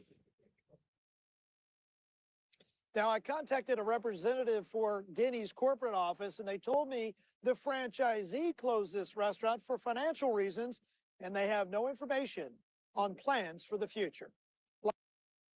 Yeah, basically, Denny's told you to go fuck yourself. Yeah. So, oh yeah, no, we got more. Oh, we got more. Now, please believe we got more. Hit that like button, man. Subscribe to this motherfucking channel, man. A South Florida woman says she found something horrifying mixed into her meal, a roach in her food. Oh, it just makes your stomach turn. She recorded it, reported it, and within a day, inspectors shut that restaurant down. Local 10 News investigator Jeff Weinsteer has tonight's dirty dining report. I was lost of words. I was like, oh my God. Among Bianca Gutierrez's bourbon chicken and noodles. And I was like, that's not a vegetable. Something with legs and antennas. Oh shit! Oh shit! Oh shit! Oh shit! Oh my God! No! No! Flag on the motherfucking play, bruh. Oh hell no! Woman finds a roach in her food in Pembroke Lakes Mall food court. Restaurant temporarily shut the fuck down. You gotta be fucking kidding with me, bro. legs and antennas. Juliet, that's a roach in my food. Disgusted. Very disgusted. She says it happened last week right here in the Pembroke Lakes Mall food court. The food from Kelly's Cajun Grill. She took it right back to the counter. Yeah, they were shocked. Kelly's Cajun Grill. You motherfuckers is living foul. You're living foul. The food from Kelly's Cajun Grill. She took it right back to the counter. Yeah, they were shocked as well. They apologized. They gave her a refund. Bianca went home, sent us the A video. motherfucking refund? Nah, I throw this whole goddamn plate in your motherfucking face. I don't want no nigga. You better give me at least the triple what I just spent on this bullshit. You got nigga, and I'm calling the motherfucking health department on your bitch ass. Immediately filed a complaint with the Florida Department of Business and Professional Regulation. The very next day, an inspector showed up, ordered Kelly's Cajun shut. And among the 5 violations, the inspector noted roaches right on top of a prep table in a rear food prep area. What happened? Roaches on the prep table. Roaches on the prep table. Another episode of Dirty Dining, man. Manager remembers it well. She gets someone on the phone, and when she gets off, Nobody to talk to. Nothing to say? No. Okay, here's my card. If somebody from corporate wants to talk to us. no call back to us. As for Bianca, she says she'll be eating at home until she can get this image out of her head. Down to Westchester and right into the Palm Plaza at 7917 Northwest 2nd Street and Sushi Cafe. Last week, an inspector found 31 violations inside this kitchen. We asked to see a manager. Rodent issues, fly issues, roach issues. Thank you, sir. Okay, thanks. Nothing to say. The inspector found more than 35 rodent droppings right under the sushi counter, next to and in between coolers in the sushi bar area. Live roaches were crawling under equipment. Dead roaches were under the sushi bar. There was mold in the ice. Oh, hell no. Old food debris across Hell the no. floors and equipment. Despite telling us no comment, he comes back out again. If you want to talk to me, we can do it off camera, off the record. Why would I talk to you off? Nah, motherfucker. Nah. We want all this shit on the record. The record. The record is right here. I mean, you serve people food. The record is right there where all them roaches and rat droppings and shit is. That's where the motherfucking record is, brother. You have a responsibility. Why would I want to talk to you off the record? Don't you think you owe the public an explanation? Shout out to my nigga Mouthpiece, man. Come on, brother. Hey, wait, mouthpiece, where you at, babe? Absolutely. Later in an email, management here claimed immediate action was taken and they have reinforced staff training, but only after an inspector ordered them shut. The owner can answer all your questions, okay? He goes to get the owner. This is our last stop. It's across from the Magic City Casino. An inspector was at Don Cameron Seafood Grill and Market. It's at 501 Northwest 37th Avenue. An inspector was here based on a complaint. 33 violations were found last week, and this place was ordered shut. The inspector noted roaches crawling in a seafood prep area, crawling near a sink, under tables. Dead roaches spotted along the cook line and in prep areas. Flying insects were landing on dining room tables and prep tables as well. The owner have your number. He comes back out, says the owner is not Nah, here. motherfucker. Nah, you are the owner, and we have your number today. We shutting this motherfucker down. The owner have your number. He comes back out, says the owner is not here and will be in contact. Through a PR company, we did get a statement from the owner claiming they take this seriously. Corrections were made. Quote, we've also brought in an independent food safety expert to help strengthen our process moving forward. All those places we just talked about and mentioned were allowed to reopen following an ordered cleanup and then a reinspection. Yeah, that's the shit I be talking about. That's the shit I be talking about. All them places, motherfucking, be allowed to reopen. That's where this shit gets real for me. Yeah. Oh, y'all thought we was done? No, we ain't done. Hell nah. We ain't done. Well, tonight, two popular burger restaurants topped the dirty dining list, plus a restaurant owner who gets irate when asked about the dead rodent found in a restaurant. Local 10 News reporter Jeff Weinseer has tonight's Dirty Dining Report. Where you guys come in there? Because we do a segment on Local 10 News called Dirty Dining. Dirty dining. We have the only 2 hours issue with the inspector. I don't have dirty nothing. Nah, fuck that. Nah, Miss Cleo. Nah, hell nah, Miss Cleo. You dirty dining. That means your shit is filthy. You're living foul, Miss Cleo. Your ass is living foul. Don't be trying to give us that fake ass Jamaican accent. You was speaking English good than a motherfucker this morning before the white boy showed up. Stop playing with me. Man, clean this shit up, man. Clean this shit up. Dirty dining. Dirty dining. We have the only 2 hours issue with the inspector. I don't have dirty nothing. Oh, yes, she did. Oh, no. Oh, yes, she did. The white boy. Oh, yeah. Oh, yes, the fuck she did. Has tonight's Dirty Dining Report. Where you guys come in there? Because we do a segment on Local 10 News called Dirty Dining. Dirty dining. We have the only 2 hours issue with the inspector. I don't have dirty nothing. Oh, yes, she did. The place TT Restaurant and Lounge. TT's Restaurant, you're living foul. Last week, an inspector was here, found 20 violations, and ordered the place shut. Among the violations found, a dead rodent behind this cooler in the dining area. I mean, a dead rodent is pretty... That's my business. Okay. Well, it's everybody's business because you're open to the public. Rodent droppings were found behind a hand washing sink. Nah, hell nah. Fuck that. We spinning that all the way. I know she ain't outside the door talking shit talk about this. Mind your business. This my motherfucker. Bitch, you got a public restaurant. This everybody's business. This is what I'm talking about, bro. You motherfuckers got the game fucked up out here, bro. The dining area. I mean, a dead rodent is pretty... That's my business. Okay. Well, it's everybody's business because you're open to the public. Rodent droppings were found behind a She said it's not my business. fly issue. Not my motherfucking business is dead rodents in this motherfucker, man. Well, it's everybody's business because you're open to the public. Nah. We gotta get that one more time. We gotta get that one more motherfucking time. In the dining area. I mean, a dead rodent is pretty... That's my business. Okay. Well, it's everybody's business because you're open to the public. Rodent droppings were found behind a hand washing sink. You can't make this shit up, man. A stop sale was ordered on food items that were out of temperature, and among the restaurant supplies, we saw several cans of Raid.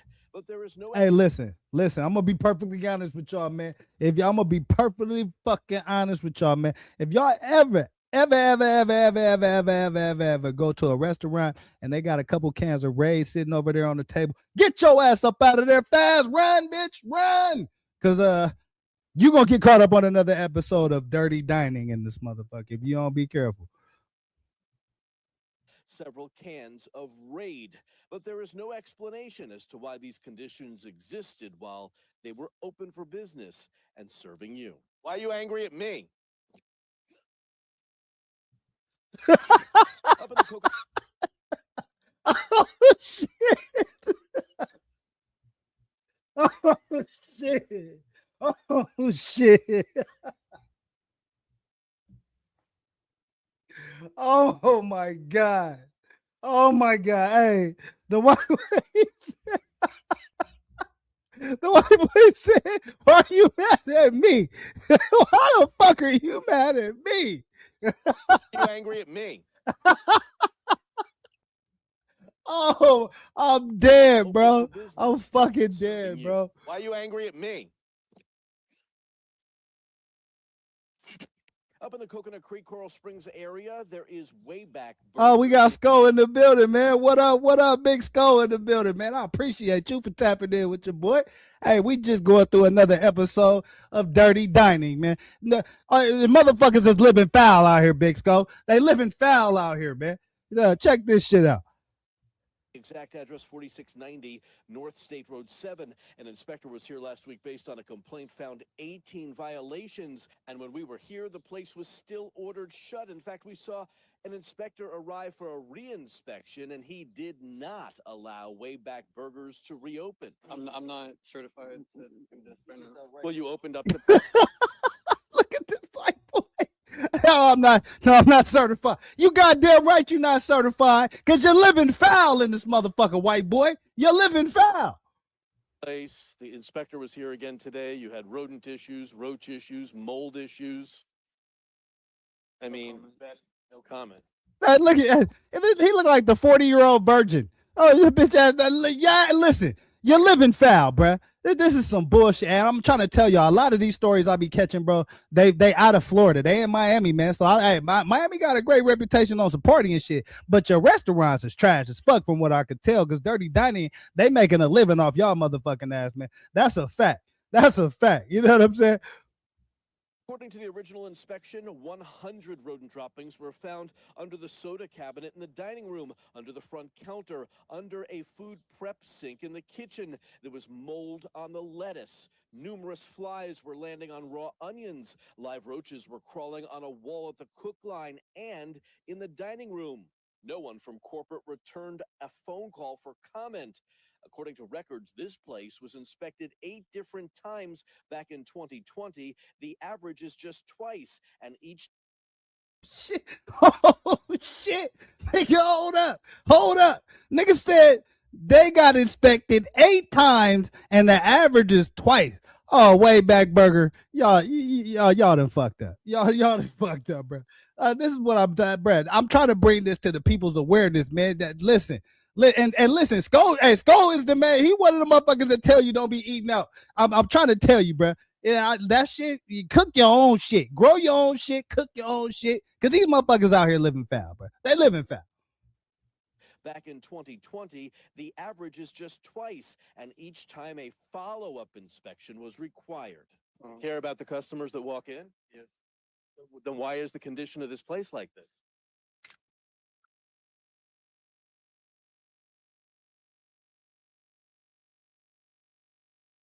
Oh shit, I'm muted like a motherfucker. Listen, when this white boy shows up, oh, he's bad for business. He's bad for business right here, bro. You can see, bro, he don't want no part of this white boy. Then why is the condition? Look, the microphone. Why is shit going the way it's going, man? Why y'all got this orange fucking clothes sign up here, man?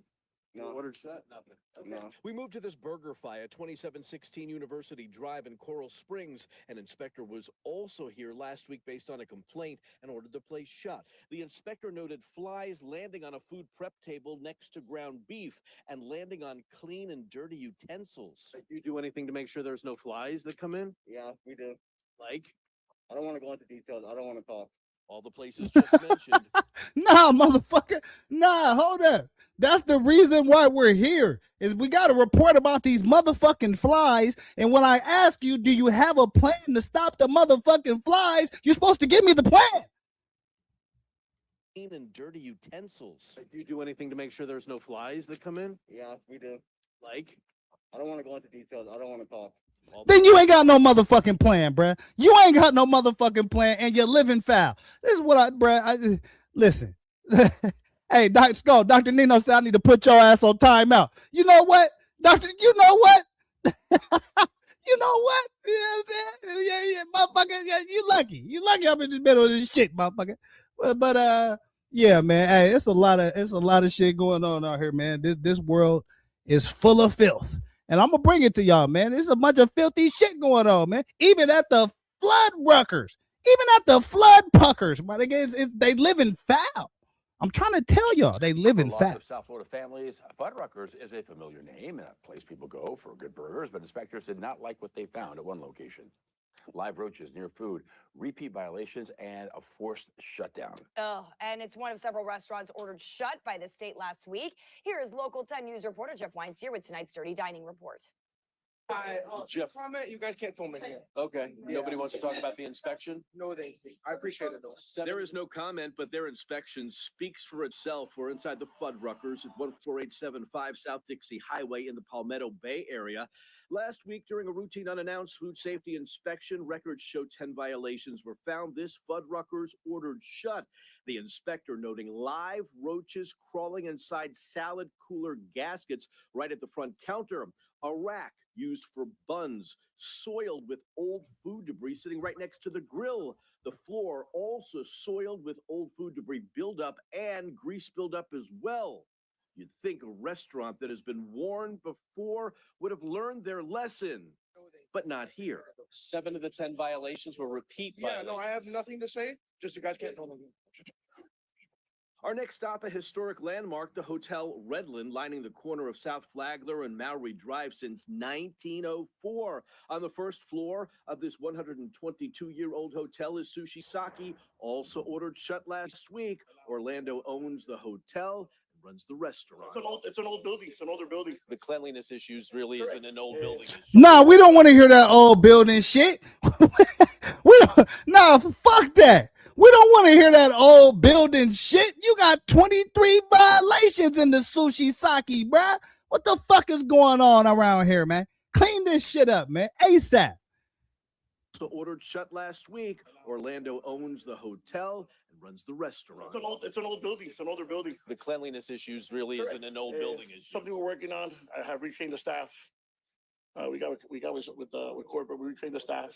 Yeah, we're working on it. Among the 23 violations found here, live. No, we working on it. Under and above a sink. The chef. Motherfucker.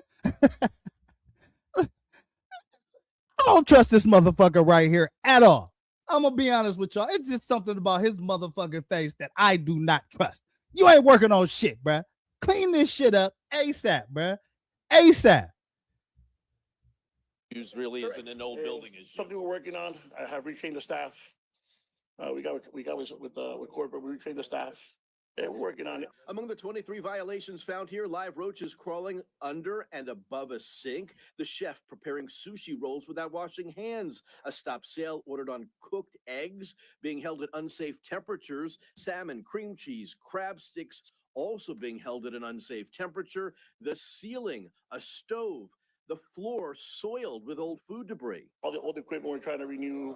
We're remodeling a lot of the equipment. We apologize to the customers. We're not perfect. We're working towards that. Nah, you ain't fucking. Listen, they said this spot been around 100 years. So you got about 70, 80 years worth of food debris stuck all over the goddamn place. Yeah, you're living foul. You're living foul, man. We're not perfect. We're working towards that. Our final stop takes us to Main Highway in the heart of Coconut Grove and into a place called Fuzzbees. Is there someone in charge? They stepped out. So the owner stepped out. Roach issue? No, we're back open. That is true. Oh no, hell no. I don't like how she answered that shit.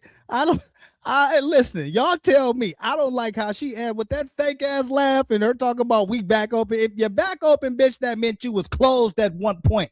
What was you closed for? What was your clothes for? That's what we want to know. There's someone in charge. Oh, they stepped out. So They did. the owner stepped out. Roach issue? No, we're back open. No, I mean, Listen, I done lied to motherfuckers all the time about a lot of shit, right? And then listen, oh yeah, no, the homie ain't here. That motherfucker be in the back with a whole nother bride. I ain't seen that nigga. You know what I'm saying? I get that same fake ass laugh. Bitch, you're lying. And you're living foul. Cut it out. Cut it the fuck out, bro. We on to your ass now. charge? They stepped out. So They did. the owner stepped out. Roach issue? No, we're back open. No, I mean, That is true, but last week an inspector showed up unannounced and ordered this place shut. Live roaches crawling on walls near a sink in the kitchen area. There were foods not properly separated, which could cause a cross-contamination. Hold on. Now, this is the remix with Cali Dre. You know what I'm saying? And listen, this is the remix with Cali Dre. So we definitely got to you know what I mean? I don't even got no commentary right here. We're just gonna stop the video right here, just because this is the remix with Cali Dre. If you know, you know. You know what I'm saying? Yeah. All right. Cool. We back. Shake back, nigga. Shake back. Kitchen area. There were foods not properly separated, which could cause a cross-contamination issue. here's my card. I will. You can pass it on. Uh-huh. No Nah, phone that card's call, going in the no motherfucking explanation to trash. You, but at least you now know what was found, and all the places we just mentioned were allowed to reopen following an ordered cleanup and then a reinspection. Listen, all these spots ordered to reopen, man.